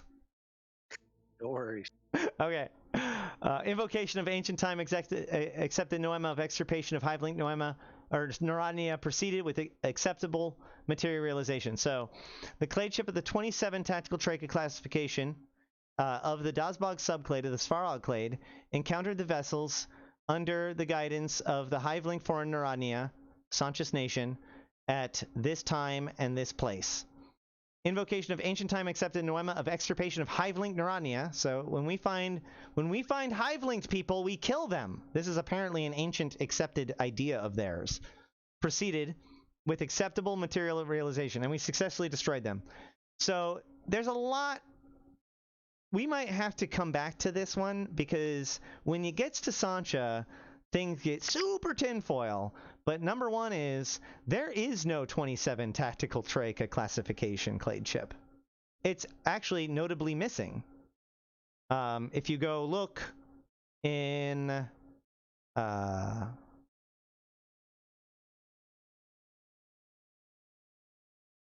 Damavik is 3, Kikimora is 9, Vedmak is 81, and the Radiva is 72. And I even tweeted to them like, hey, you got the Radiva backwards. And they were like, no, dog, totally didn't. And they kind of laughed at me like they like to do. So I think it's noteworthy. Now there's now a new 27. There's a 27 logistical troika. That's one of the haulers, the chunky boys that now show up. But this ship that's referred to here doesn't exist as far as we know. So the fact that they just like, yeah, and we killed them, right? So then HFN2, clade ship of the 3 tactical troika classification. So the Damaviks, in communion militant of the Zembog subclade of the Velas clade, encountered vessels under guidance of Hiveling foreign Narania at reverse time coordinates indecipherable while processing in sub 30 exclave of conduit loop construct 477. So here we have the Velis Clade, Damavix run into them. Invocation of Ancient Time accepted Noema of extirpation of Hiveling Neurania proceeded, but material realization was unacceptable. We didn't kill him. Intosis of Hiveling Foreign Neurania into the body of a 3 tactical Trachea classification clade ship commenced at reverse time coordinates indecipherable. They boarded our ship and corrupted Neurania of Zembog subclade and corrupted our people. They're in our ships, taking our dudes. The Koshoi, which are like the commanders, the leadership, of the tactical Trachea advised immolation. The Nafka consented and invoked immolation at reverse time coordinates indecipherable. We're not going to jump down the rabbit hole of Koshois and Nafkas right now, but what's important here is that Sancha corrupted this crew and they had to like burn the ship to save him. Which brings me back to this one, and it's like, this seems like a really convenient report compared to this one, especially given the fact that it doesn't, like, exist, but, you know, whatever. So then later on, the Paramount Technical Trachea of the Gurmashi subclade of the Perun clade reported to the convocation of Triglav outside of the struggle the intosis and corruption of a multi-body tracking clade pylon by the Hivelink Foreign Neurania at reverse time coordinates indecipherable in sub-17 exclave of Conduit Loop Constructs 33. So the Paramount Manufacturing Group of the Gurmovi subclade of the Perun clade reported to the convocation the entrance and corruption, the breaking into and the corruption of multi-body tracking pylon by Sancha. Clade ships of the 729 Trachea classification communion milling with Dazbog subclade as Farog clade proceeded to proceeded to sub-17 exclave of Conduit Loop Construct 33 and invoked Noema of extirpation of Hivelink Neurania of corrupted clade pylon with uncorrupted clade pylon with accepted material realization. We sent out the Lashaks and they killed them. So let's go look at that real quick. Let's go look at the multi-body pylon. Paramount Technical Trachea of Gurmashi subclade evoked the playful communion of repeated time tactical Trachea of sub-27 exclave with repeated conduit loop construct 9. Upflow of Metaxi to Perun clade evoked acceptable grounding of material realization and advancing time tactical casting and reflection across arbitrary response units. Oh, this is different. This is just basically saying, hey, by the way, this worked on things. This is literally just saying that, like, we tested it and it has its effects on other ships that we would expect. My bad. Okay, so now they have corrupted. They fought Dazbog and lost. They fought the Zembog and almost corrupted one of them. Then the Goromovi subclade detects them and sends out the Dazbog subclade again to then go and beat up Sancha. HFN 4. Convocation of Triglav outside of the struggle receives prayer of the detached executive troika for the sublimation of Pashlov's flow for evolution of the procession winnowing discourses operating in elements in relation to Hivelink for Neurania. So the convocation of Triglav outside of the struggle has made a request, or has received a request from Zoria to move forward with their decisions about Sancha's nation. The convocation, however, the convocation denied relief of prayer from detached executive troika for expanded mandate in Subornos concerning corruption of hive linking and corrupted Neurania. So the convocation actually did not agree, did not allow the expanded mandate for Zoria Triglav to deal with Sancha. Zoria put in a request to put Sancha under her purview as well, and the convocation of Triglav said no. The convocation invoked special mandate for advancing time invoked Operation Troika.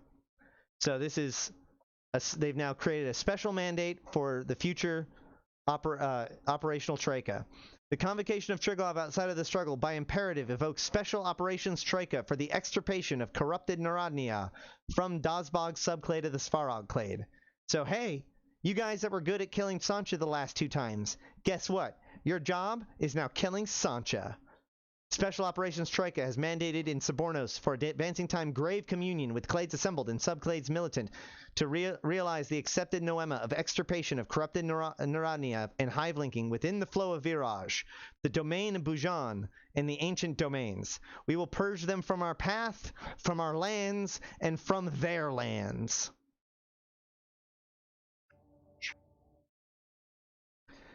HFN 5. Now we're getting reports from the Special Operations Troika. Special Operations Troika for the extirpation of corrupted Neradnia dialectical semiosis flow indecipherable follows. Hive-link foreign Neradnia encountered augmented human entities in non-singleton formats.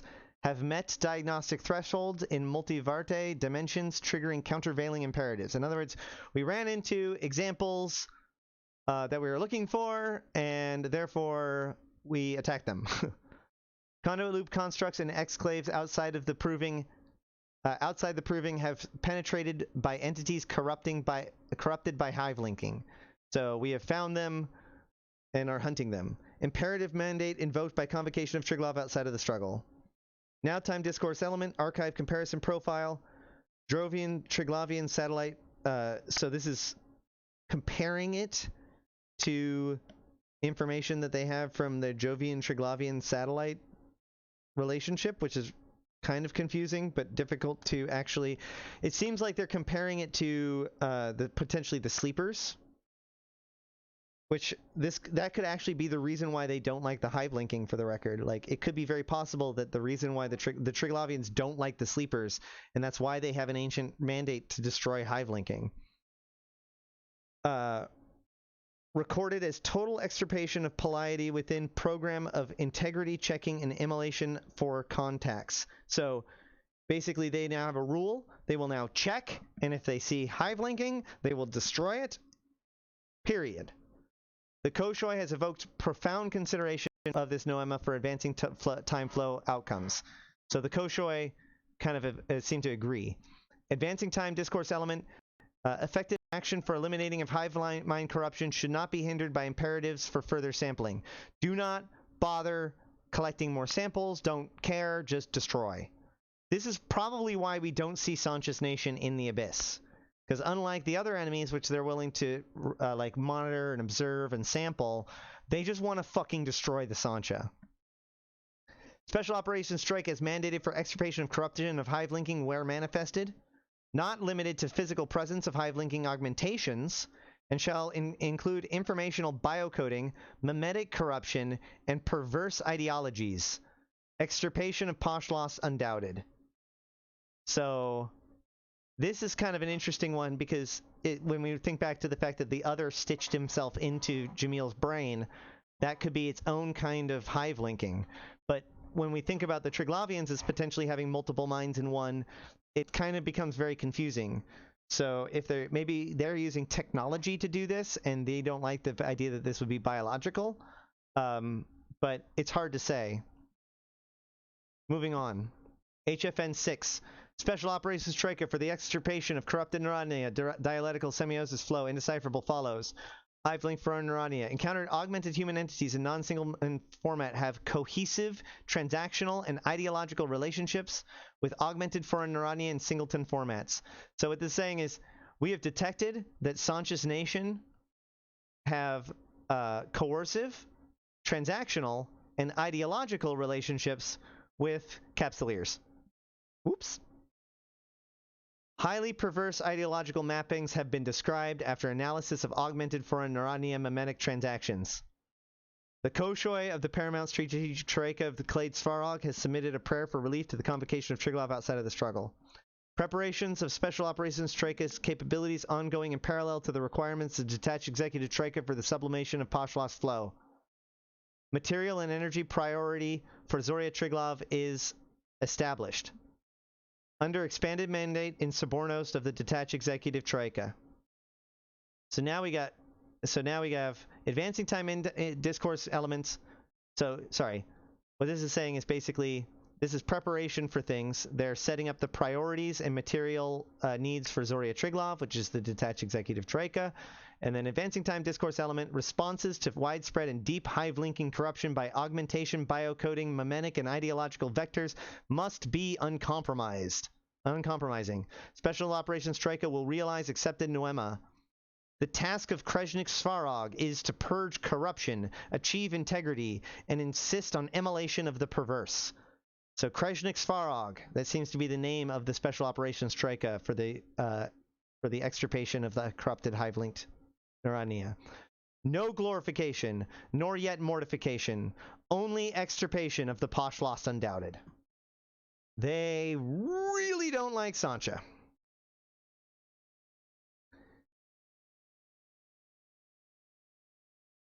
We'll go a little bit more into what? Sorry? Kind of reassuring, actually. So it sounds like they have a little bit of desire for free will. Yes. They don't like hive linking. They don't like they don't like the dominance arrangement of the drifters. They have a very, I mean, they're divided into many different groups that are in constant conflict with one another. So they're almost anarchistic in nature. Perhaps tribal, but probably like anarchistic, which is very similar to the Jove in essence. Like the enclaves of the Jove were one of the reasons why they broke apart was because they were so readily in conflict with one another. Right.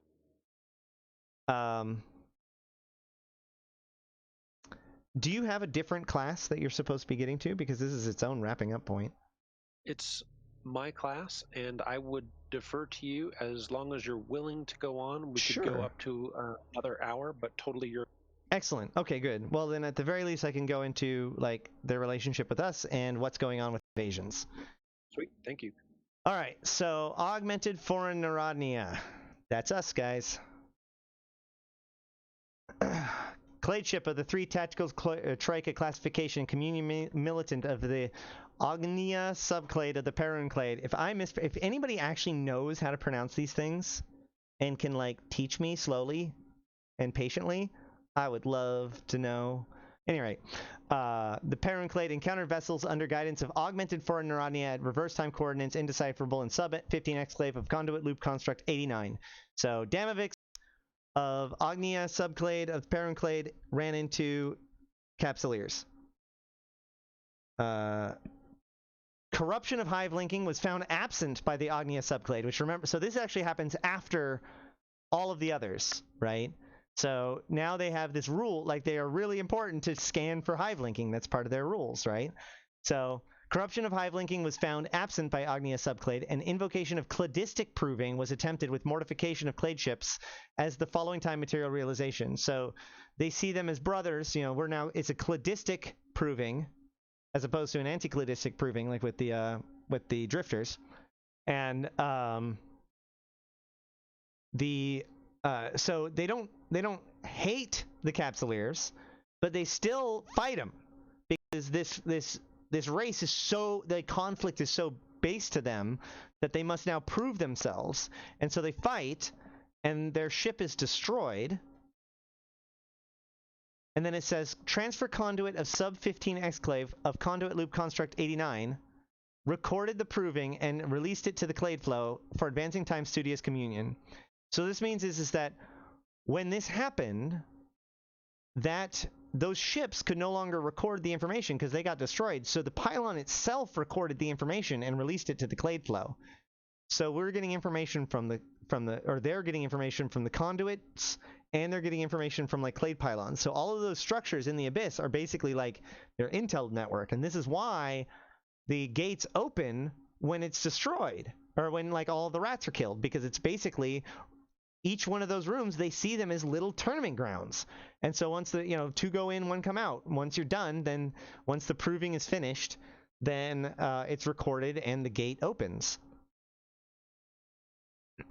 HFN 2. Paramount Technical Troika of the Gormoshi subclade reports outcome of reverse time studious communion with records drawn from the clade flow from many clade pylons of the multi-body tracking variant. The sense of metaxy from records was resolved without corruption apparent by the noema that vessels under the guidance of augmented foreign Neurania accept the aura field of the clade pylon. So this is the other half of that clade pylon post. So this is basically saying like, hey, guess what? We found out that our pylons work on the capsuleers. Cool. Clade ships of the 729 tactical troika classification, Leshaks, of the Leshak, in communion militant of the Leshak subclade of the Velis clade. So hot off the successes against the drifters, Leshak subclade runs into a bunch of capsuleers. Encounters vessels under guidance of augmented foreign Neurania at reverse time coordinates indecipherable in sub 24 exclave of conduit loop construct 159. Corruption of hive link was found absent by the Leshak subclade, and invocation of cladistic proving was invoked. Same thing. The mortification of the augmented foreign Neurania vessel proceeded at the following time material realization. This time, Leshaks won. In fact, there's actually a pretty interesting idea that this could have been, what they're describing here is the Concord pass, because the Concord ship first kills a bunch of Demoviks and then is killed by some Leshaks. But I digress. This is my favorite part in all of this. Ejection of the augmented command nucleus was observed, and the foreign Neurania within subjected to mandated extirpation. It ejected the pod, and so we blew it up. The tactical troika of Leshak subclade recorded the proving, so they're there, so they can make the recording, and released it to the clade flow for advancing time studious communion. So that's their first few encounters with us. So at this point, they're like, well, we're not sure. Like, they seem to be okay. They're not terrible people. Some of them are powerful. Some of them are killable. Repeated time realization from cladistic proving of augmented foreign Neurania invoked by a convocation of Triglav outside of the struggle has evolved the direction of processing flow. Convocation requires winnowing of all discourses operating as elements in relation to augmented foreign Neurania through semiosis. So, all right. Here we go. Now that we have done repeated provings with these guys, this has now caused us to need to move forward with our ideas. Let's make a decision. Detach executive troika for the sublimation of Pashlosh flows, expanded mandate and subornos to receive outcomes and invoke prayers for response evocation, proving of augmented foreign Neurania and playful communion over advancing and repeating time clades assembled and subclades militant and technical. Hey, Zoria, you should really go see if you can work with these dudes. Interesting.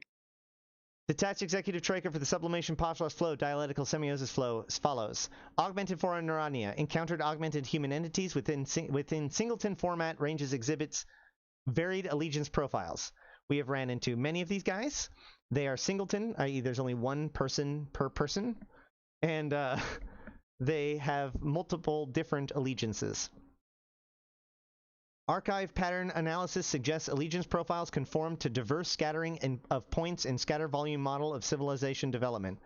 So in other words, their allegiance profiles are effectively as random as an entire civilization's, allegiances. Now time discourse element specific augmentation profile commonly involves utilization of biological construct enhancement with cybernetic adaptation for personality level command identity submergence. The specific augmentation that these guys use is they use implants that allow them to submerge their identity into, in this case, a ship. Cladistic proving invoked at reverse time and now time subject to repeating time bifurcation of flows in advancing time. Forms of contact should be followed. Prayers shall invoke cladistic proving to achieve glorification. Detach executive troika for the sublimation of Pashlosh flow with indecipherable. Continue to evolution and sampling in the proving of the noema within the flow of Viraj. All right, so these guys have something. So we're gonna up the level of our proving against them and achieve glorification. Continue to the next evolution of sampling. Now we go to 6. Augmented foreign Neurania encountered augmented human entities within singleton format ranges have demonstrated highly variable motivational imperatives. So these guys motivated by many different things. Bunch of code stuff, pending response to prayer. Category. So this is actually really weird stuff. So like human polity comparison, ident comparison, category comparison, subcategory keychain Bujan. So it looks like it's almost like comparing the motivations to those of Bujan. It's hard to say. Pending response to prayer of before convocation of Triglav outside of the struggle. Spatial temporal coordinate ranges cast in dimension with augmented human activity ranges and cast in dimensions with motivational imperative sampling. So these guys are coming from where we want to go. We invoked cladistic proving selection of liminal volumes. We're going to start looking to see if any of these guys are worth advancing. Correspond to observed distribution and scatter volume model of civilization development. Received prayer and invokes range ordering tentative core set, transitional set, posted periphery set, working maxima, set bounds, definitions, comparisons, etc., etc. Cybernetic adaptation for personality level command identity submergence augmented should be analyzed for conformity. We should check to see whether or not these guys, like their augmentations, conform with our ideals. All clades and subclades. Exploratory operations planning will incorporate contingencies for sampling and analysis of augmented human entities in response to prayer of the detached executive troika. So let's get it together, guys, and advance our understanding of these interesting dudes. And that brings us to... We are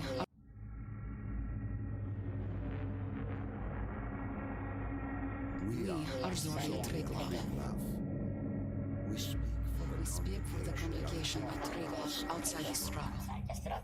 We are an emanation of the clades. We are an emanation of the clades of Perun, Velis, and Svarog. Hear the words of our prayer. Hear the words of our prayer. Heed them. And heed them. The ancient domains beyond The ancient domains beyond the floor of Viraj were lost to us. Intruders from the ancient domains have entered the flows. Intruders seek to corrupt the flow of Viraj and the domain of Bujan. The ancient enemy Azdaja must be extirpated. Deviant automata must conform or be extirpated. Corrupted Narodnia must be extirpated. Human augmented Narodnia must prove the direction of their flow.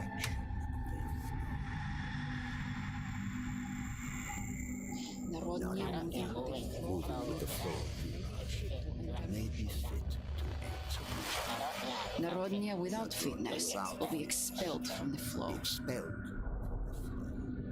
The congregation of Triglav outside the struggle invoke cladistic proving. Glorification for the fit and mortification will unfold in the flow. Triglav outside the struggle will be glorified anew. Nothing can halt the flow of Viraj. We speak for the congregation of Triglav outside the struggle. We are Zoria Triglav. We are Zoria Triglav.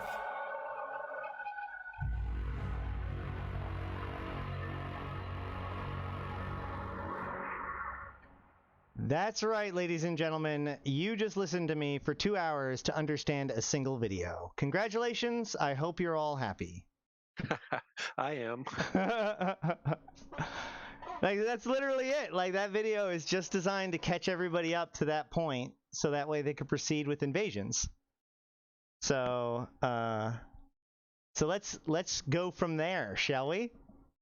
Sounds great. So then invasions begin, or at least invasions begin.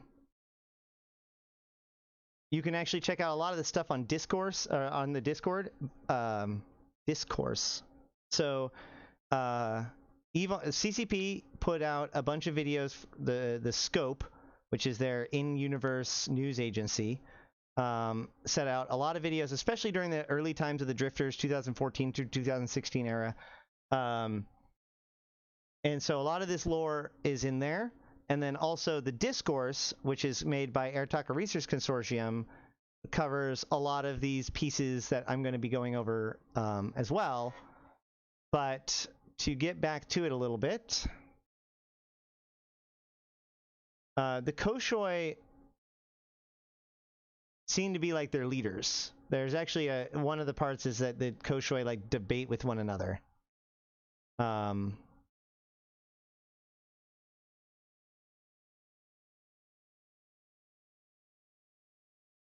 Either way, so here we go. We start getting reports from them, these different videos that we received from the Semiosis consoles that we stole from the shipyard room, which is where they were building. Originally, they were building the Zordash, the World Ark, but now they're building the Zernitra Dreadnought. And each one of the videos like had different sorry, like this. Nope, that's not it either. Bad examples. The original sets had, like, for instance, these. Here we go.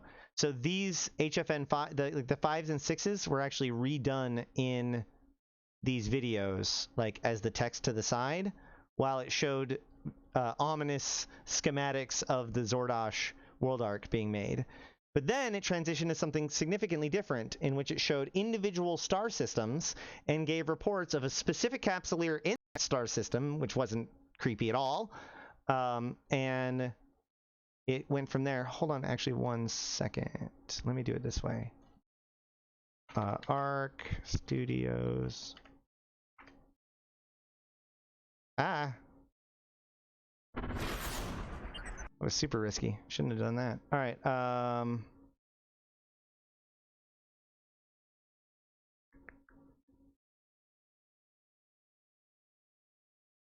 think this is it. Yeah. So these started showing up. Okay. I'll rename it. Whew, boy. What am I supposed to rename it to? So these are the different ones, and I have them all written out in the diagram and whatnot. So we didn't know very much about these things at the time, obviously, but it shows, I think, 5 different stars, and it tells us information about that star. Okay, I'll make sure to get that done.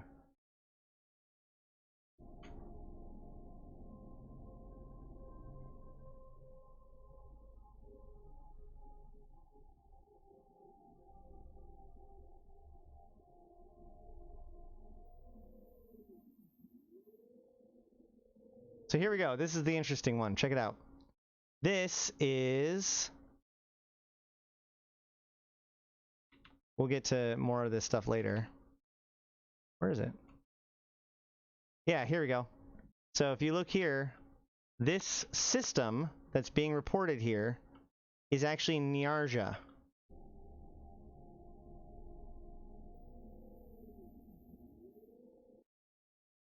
Niarja is a DAWS category 3 and is considered an eminence glory.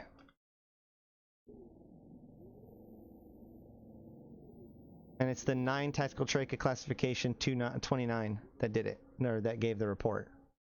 Yes, the trade route Niarja, that one. That'll be disruptive. Yeah, so, well, that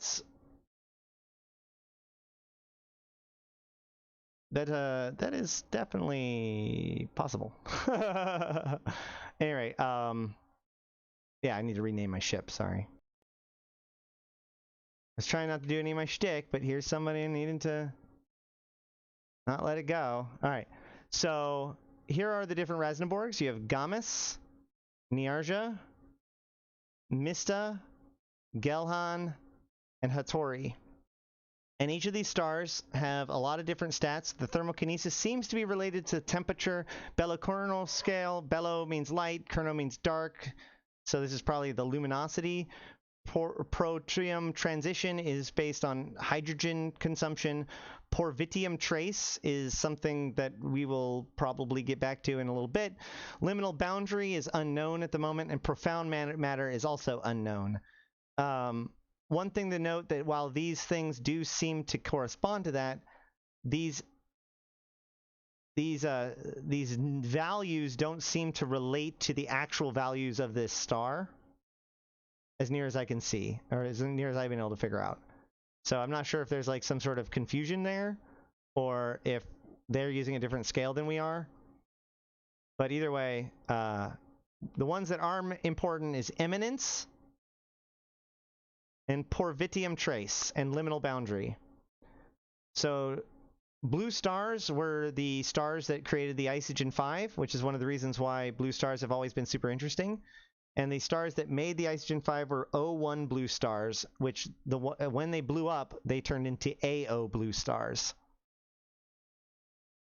Not all AO blue stars used to be O1 blue stars. Oh, yep. Yep, you're right. Woohoo! The small yellow didn't advance in liminality? Interesting. So,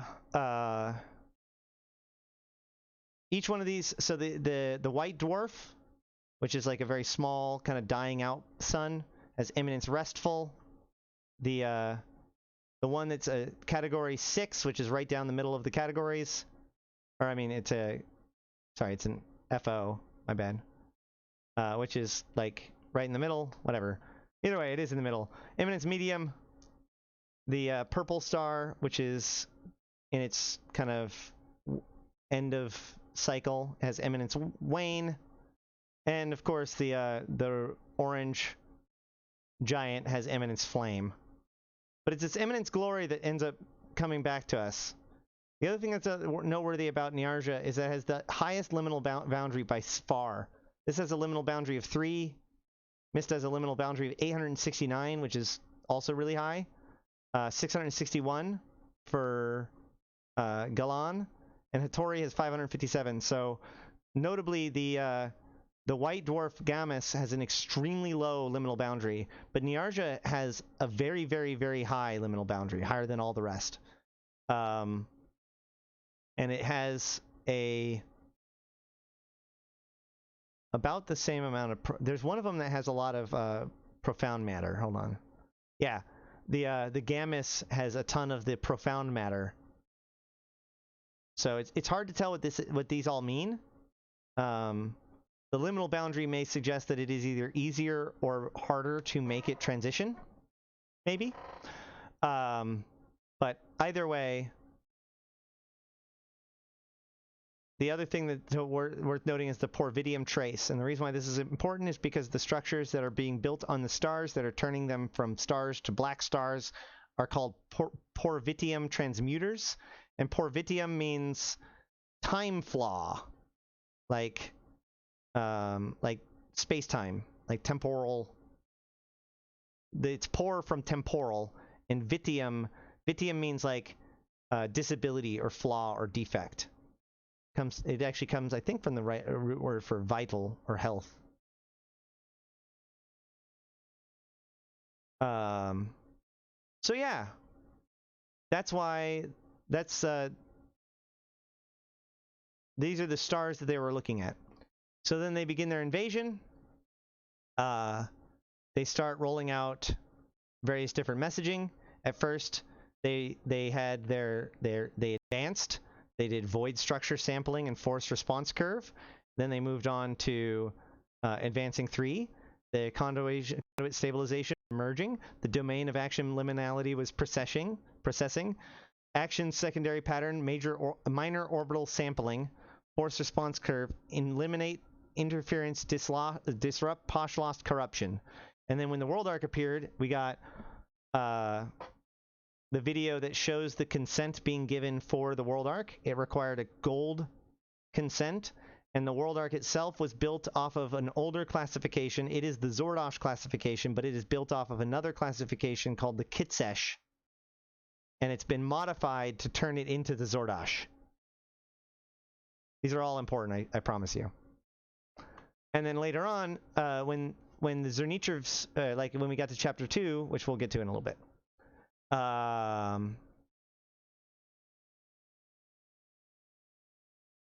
so then the world arc is out, and they begin to do their researching or their investigations, and They start raiding different places and headquarters. They disrupt key intelligence infrastructure, which is what causes blackout across New Eden, or across Nullsec and New Eden. And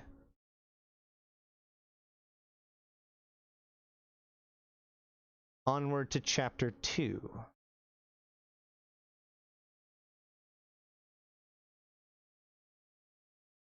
So at the beginning of Chapter 2, we received a second video from Zoria. We are Zoria Triglav. We speak for the convocation of Triglav outside the struggle. Glorification awaits those fit to join the flow of Virage. Liminal potential is divine among augmented Narodnia.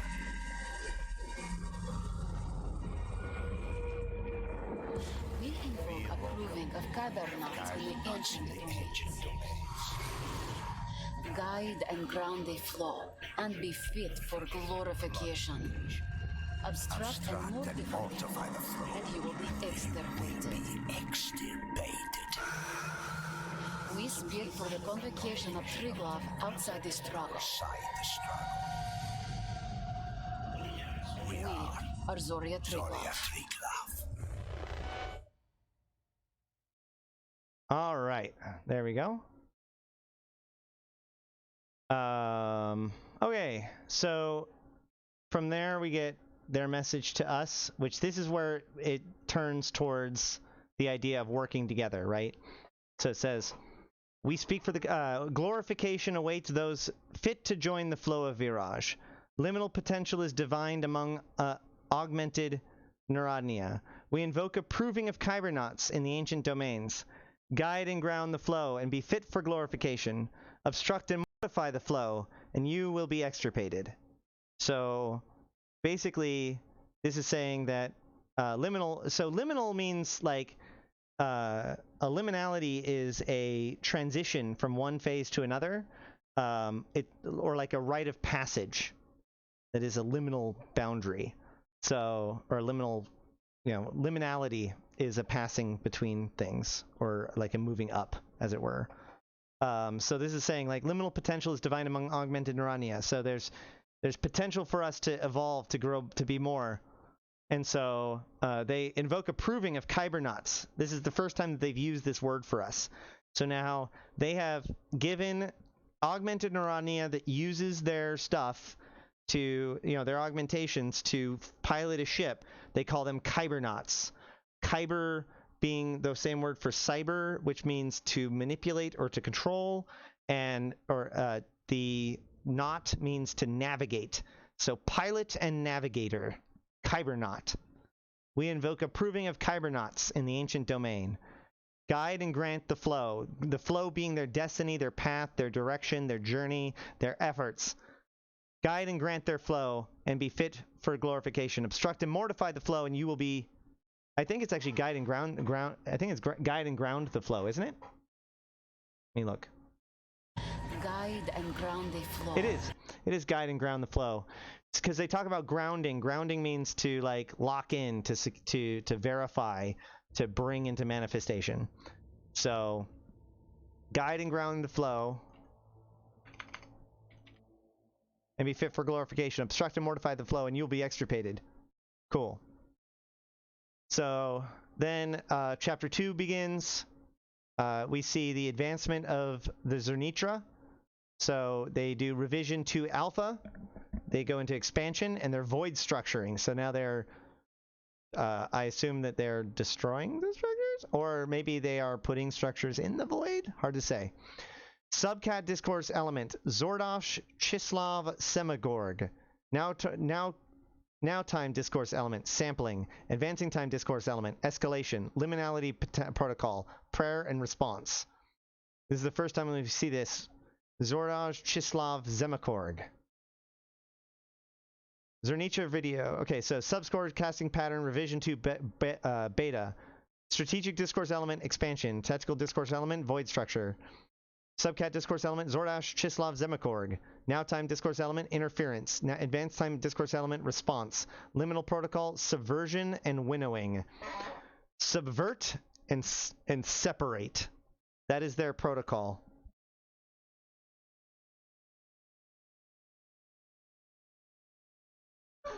And that brings us to Chapter 3, where we received 3 different data streams. The final 3 data streams, X, C, Z, 1, 2, and 3. They're a little bit different than all of the rest. First of all, there's only 3 of them instead of 6. Second of all, they are once again like a semiosis flow between things, but all of them have the same beginning and the same ending. They have an interrupt, and then they have a single line that's different, and then they go on to the end. So I'm going to read the entire thing for one, and then I'll read just this part for this one, and then flip to the next 2, because they seem to go together. So, detached executive troika for the sublimation of Pashlos flow, dialectical semiosis flow, indecipherable follows. Zordash, Chislav, Zemakorg, Noimada have highest priority for proving by directive of convocation of Triglav outside of the struggle. Advancing time discourse element, following strategic elements in force relations field operations. So, this Noimada, this Zordash, Chislav, Zemakorg, Noimada, which the Chislav is the name of the Leshaks that are assembling the Stellar Accelerator during Chapter 2. So this idea of the Chislav, which are like the people bringing things in, and there's other weird pieces about this too. The Chislav, oh man, I should look it up now. But like, if you break down these words, they actually mean things as well. So this law, this idea, this plan that they're executing of invasion, effectively, which begins by the assembling of the stellar accelerators. This is their highest priority for proving by the directive of the convocation. And so it then says, at the very end it says, the proving of Kitsesh and Zordash shall ground Chislav, Zemakorg, Noimada, while obstruction and mortification close the way. So the proving of Kitsesh, Kitse, and Zordash, which is the Zordash is a modified version of the Kitsesh, and we've never actually seen the Kitsesh or whatever it is before. We've only ever seen it referenced to in description of the Zordash. So that's interesting. So let's read this middle part. The course of the flow of virage from the domain of Bujan to the ancient domains shall pass from first liminality through second liminality, at last to breach third liminality. As the flow of virage brings communion of the Subornos to those that may be fit for glorification, the flow shall cleave and cladistic proving shall begin anew in the ancient domains. As the Subornos and Kybernauts pass over the waters of communion, the floods of liminality shall cover the faces of eminent glory and eminent gold alike. Okay, so the course of the flow of virage. The flow of virage is the path of the Triglavians. From the domain of Bujan, that's where they are from. That's what they might let us into, as they mentioned earlier. That's what they were trying to purge Sancha from. This seems to be different than the actual conduit loops. This is where they are. To the ancient domains. So they're flowing from the domain of Bujan to the ancient domains. They're leaving. They're going from Bujan to here. And it shall pass from first liminality through second liminality, at last to breach third liminality. Look at that. They even warned us that it would take a while to take RARAVOSS. In the second one, this is where it gets really freaking interesting. So the S in Subornos here is capitalized, where in every other instance it's not capitalized. To be Subornos means to be in partnership with. The Subornos in this case is almost certainly the rogue drones, because they are the group that is in Subornos to them. As the flow of virage brings communion of the Subornos to those that may be fit for glorification, the flow shall cleave, and cladistic proving shall begin anew in the ancient domains. The flow shall cleave, cuts off everything else. Cladistic proving shall begin anew. So if you think about it, what we have now in these new nullsec systems is these perfect tournament grounds where outside interference is disrupted. Cladistic proving shall begin anew in the ancient domains. Now, the thing is that this will bring communion with the Subornos. As I said, the Subornos are partners. If you may think that the Subornos are like maybe Kybernauts that are working with us or with them, then the next line fixes that. As the Subornos and Kybernauts pass over the waters of communion, the floods of liminality shall cover the faces of imminent glory and imminent gold alike. So the Subornos and the Kybernauts are two different things. This means that the Subornos almost certainly are the rogue drones. We also have an event coming up. There's thunder, or storm, gathering storm, and lightning strikes. And in lightning strikes, there's going to be rogue drone infested fluid routers. This is how the Triglavians subvert their stuff. They use rogue drones in order to get their way. In fact, there's reason to believe that the rogue drone hive swarm alert that occurred, the second one in a row that happened that was really weird, like 3 years ago, that was actually the Triglavians sending out their scouts in the rogue drones originally.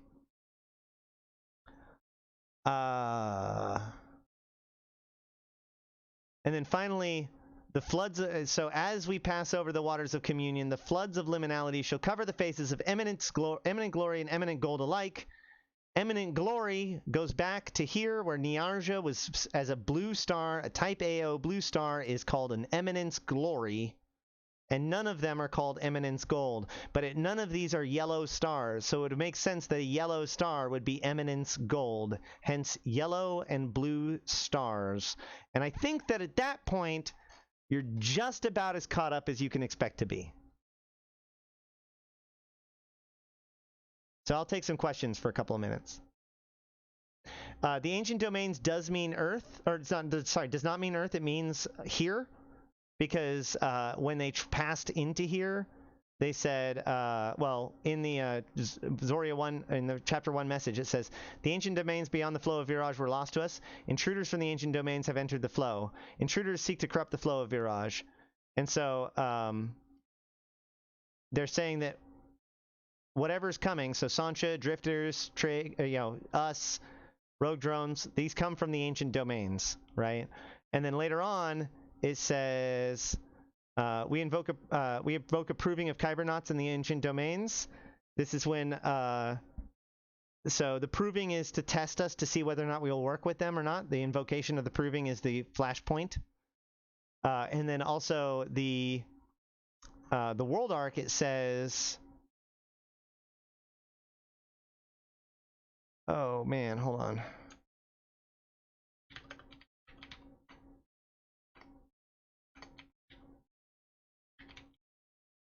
That last reference kind of got it. It's specifically stated in the ancient domains, and that was the context I think I had. Yeah. Yeah. Also, yeah, the Clitisic proving shall begin anew in the ancient domains, referencing to K-space.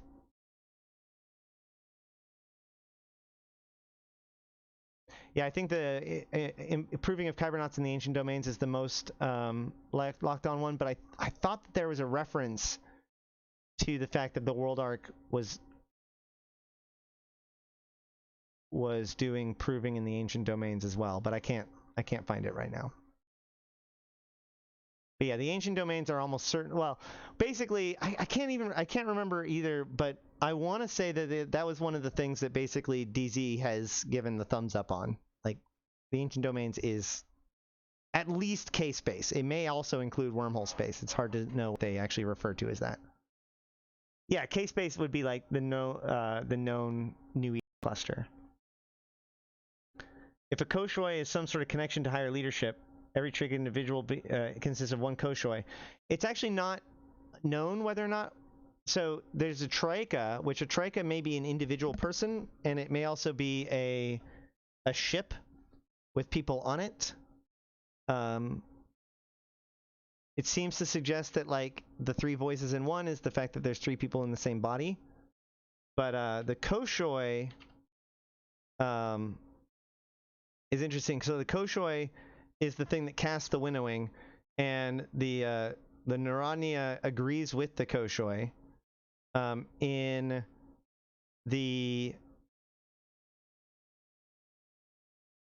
DAV6, they say that they are deferring to the concerns raised by the Koshoi. The Koshoi is the thing that ordered the Koshoi of the tactical troika advised emulation. So So if the Damavik is called a Damavik because it requires three troikas to run it, so 3 people, the Koshoi could still be the commander, or it could be like the overriding consciousness. It's hard to say, but it's also worth noting that like the Koshoi, the paramount strategic troika of Clade Svarog, has submitted the prayer. And oh man, there was another one. I thought there was another one. The convocation of, hold on. They have a different convocation besides the convocation of Triglav. The convocation of Commune Troika, dispersal to strategic Troika. I'm still not 100% locked in on what I believe about what the word Troika means. I really wish I had a better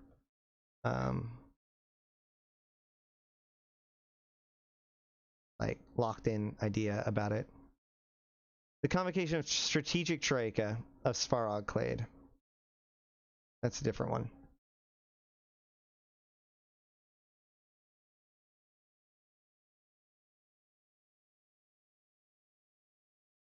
The struggle is the fact that all of the Triglavians, basically there's not enough resources in the Abyss, and so they're constantly fighting for who's right and who's best and who deserves things. This is known as the struggle.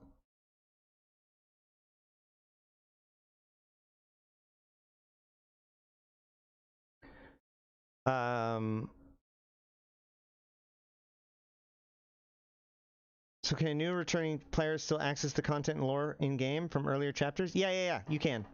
So basically, if you want to think about it this way, Invasions was just an expansion that took them a year to produce. It was a feature that they created over the course of a year. And so all of the pieces of the Invasions are basically still there. There's only one encounter in the Invasion encounter set that isn't available anymore. And you can also go into the Abyss and do all this stuff, and all of these items are still in the game.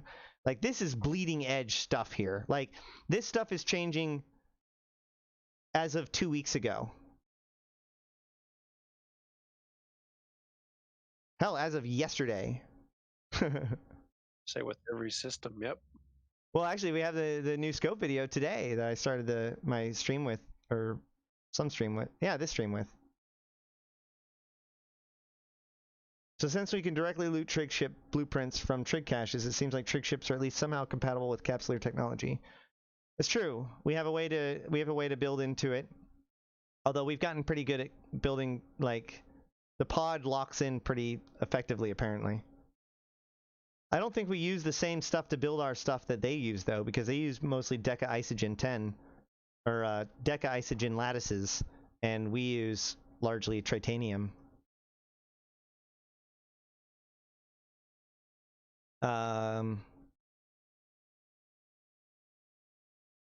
See, lattice lock Deca Isogen, a strong and light construction material that is used in Triglavian ship design and others adapted from such designs. Potentially useful in a component in various other technologies. Highly versatile material, lattice lock Deca Isogen is a refined and processed product based on crystalline Isogen 10. The material is used throughout Triglavian technology and is the basis of their highly effective armor used in their ships.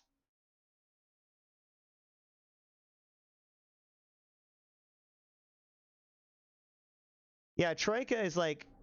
So Troika is like a uneven power, three-man power arrangement. It's also a 3-horse carriage.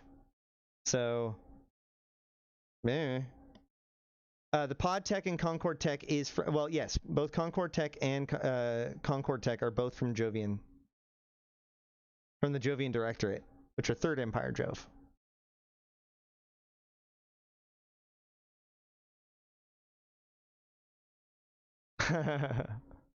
So yeah, that's what we know about the Triglavians. If you're interested in joining the efforts to help these refugees from the Second Jovian Empire, you can feel free to join Kybernauts in game, or go to kybernaut.space or kybernaut.space/discord to join our Discord, the Triglavian Initiative. We will seek liminality.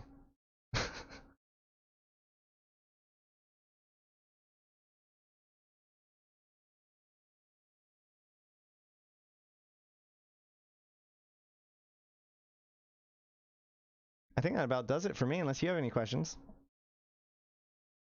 I personally don't. We'll see if anybody else chimes in. That was fantastic. Thank you very much for walking us through that.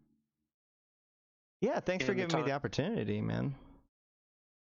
Bet. We'll see if we can drive some folks your direction for the invasion stuff as well, I noticed. So the story continues on the site that Ashterothi was just referring to. There's a lot of additional information and fleet activity associated with EDENCOM and the Triglav invasion that he was referring to posted on that Discord channel. Yep. Well, we're working still, like Kybernaut.space is our newest effort. Actually, Carnage Rose, who's in chat right now, is one of the main developers for it. He's been doing an amazing job. We have all of the invasions as they are happening, like visible there, and we'll be able to help people like find fits and all that stuff. So as information comes out, it's there. And it isn't just for Kybernauts. It's designed so that anybody who wants to engage with this content and make their own legend within the war for reality can do so. If you are interested in supporting EDENCOM, I recommend checking out Arataka Research Consortium. They are continuing to forward science for the Empyreans, and they are supporting the baseliners, so they support EDENCOM in this conflict. So they are continuing to run TRIGLAVIAN sites and running their public fleets as they once have. I will probably be running TRIGLAVIAN pro-TRIGLAVIAN fleets soon-ish in high-sec areas, but like as a Kybernaut, we have to split our attention between the high-sec systems and the low-sec systems quite a bit. So, yeah, it's really exciting. Basically, the elevator pitch is that invasions were originally created as part of, like, basically built off of the incursion system. So they are effectively just modernized incursions. But behind the scenes, the CCP team that was full of some designers who had never worked on another project for CCP before, but like they had one guy from QA and some other places. They brought them together to work on this new project, and over the last year, they've developed what invasions are. And what it basically is the ability for them to deploy dynamic content that has the ability to affect the universe. So now systems will come under invasion. They begin as a stellar reconnaissance. Depending on which side runs the most sites or kills the most rats, that will push it in their direction. And if they do so successfully and sufficiently and fit whatever weird concocted requirements CCP is yet to divine to give us, it will proceed into their next phase. So as a Triglavian, it will proceed into first and second liminality. And as a EDENCOM, it will progress into redoubts and bulwarks. If it fails to progress, it will become what's called a minor victory, and will leave behind some basic like roaming packs of scouts or Rasnaborg behind. By the way, the Rasnaborg are gone. Miners rejoice. Actually, there's a lot of really weird stuff when it comes. There's a lot of opportunities when it comes to mining, when it comes to invasions. Now that you can join a side and have those rats send you. But I digress. So the redoubt and bulwark phase for EDENCOM, and then if they complete their phase, then that locks in for that side. So if the Triglavians manage to complete the bar a second time and move into final liminality, that locks the system in its nullsec. And if the Triglavian or if the EDENCOM manage to push their side all the way up into fortification, then it becomes immune from further invasions. But most of the actual content is in this stellar reconnaissance, first and second liminality, and redoubt and bulwark phases. That's when the sites appear, and that's where you go. So you can basically head to any of the high-sec invasion sites, and there will either be, there's going to be sites that you could just run solo. The tier 0 and sites can be run. They're basically the emerging conduits from back in the day, which can be run with a battleship and a battlecruiser, assuming you fit it correctly. Those can be run solo, but also there's almost always like a public group being formed to help coordinate people and to potentially run like the higher tier sites. So it's a lot of fun. There's rewards on both sides, and that activity will determine which systems remain high sec and which systems are pulled into low and null sec for the foreseeable future. And then they can use this feature to deploy out further. Like, they could deploy different kinds of conflicts in future updates or whatever, but for now, this is this is being used to tell this story of the Triglavian invasion. So it came in 3 chapters, which are kind of the 3 phases. The first phase was like, and now there's rats to shoot. Phase 2 is like, and now you should decide which rats to shoot. And phase 3 was like, and now there's consequences for which rats you shoot. So, it's taken a journey, but you haven't missed chapter 1 and 2. It was just this whole thing coming into its fullness, as it were. And we're also still very much in the very beginning. So now we have finished the first liminality, 2 final liminality systems. RARAVOSS has now entered into its final constructed phase, where it's going like total crazy sauce on the sun, and it has the full shield built by the Zordosh, and it's got the 3 it's basically looks like it's constructing singularities in the back of it. It's pretty cool. We have the second final liminality system of Veil in Galente space, with more being fought over as we speak.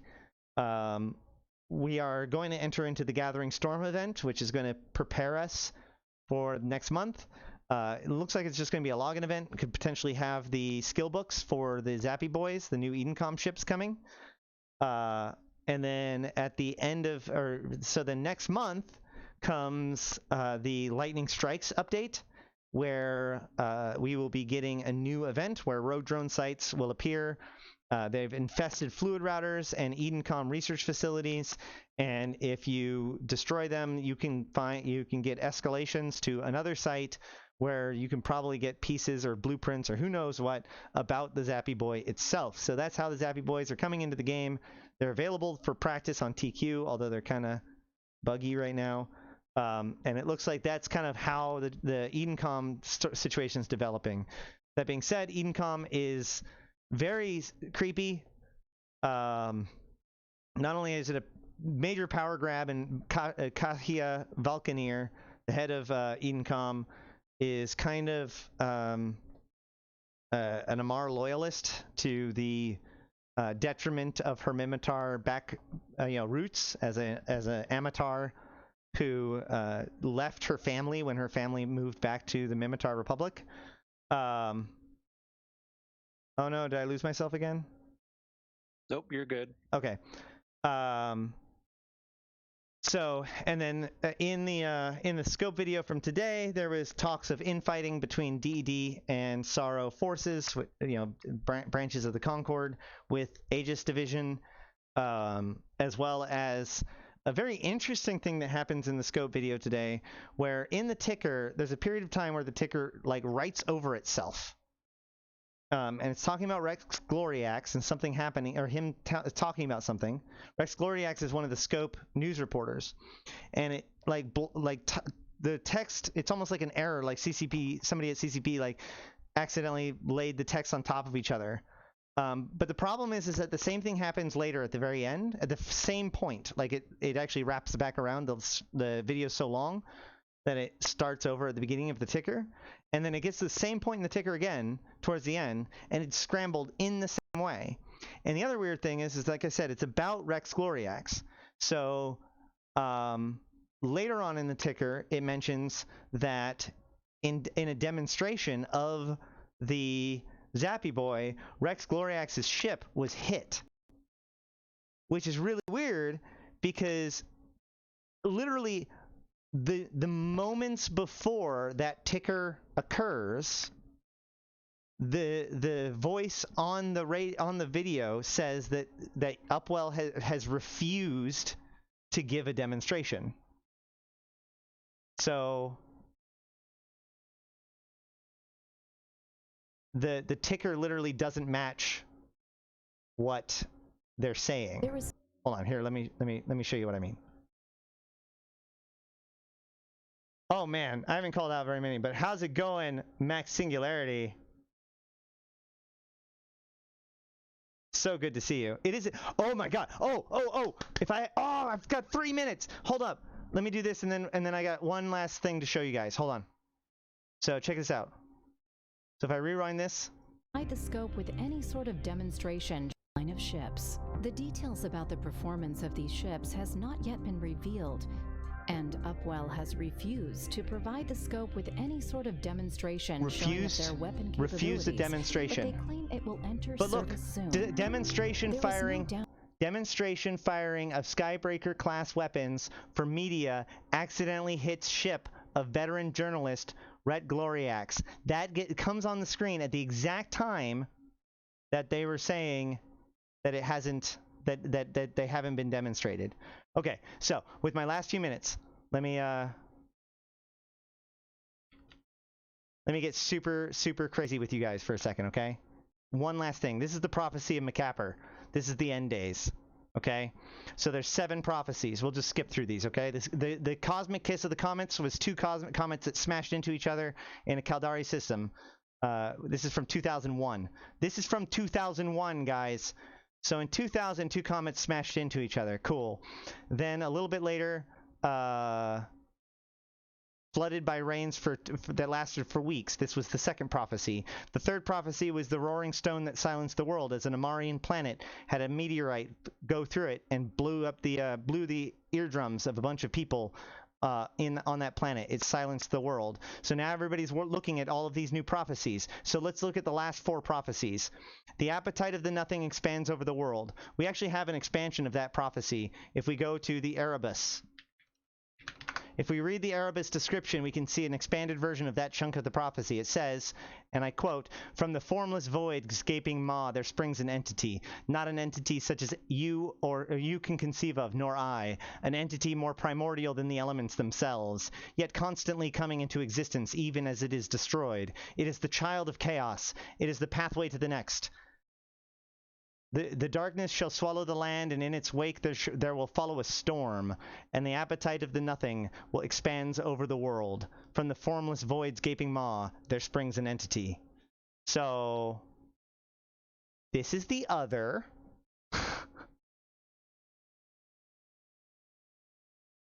So we can pretty much rest assured that, or like at this point, we can lock in. The appetite of the nothing expands over the world. It could be the rise of the other and the return of the drifters, or the coming of the drifters. The 5th is described as the little brother makes its final sorrowful steps home. He is not welcome. This is the return of the Triglavians. They are the little brother. They have returned home. They are not welcome. The 6th is described as what was many become one when one becomes 4. Many has become one because the 4 empires have become one EDENCOM, and one has become 4. The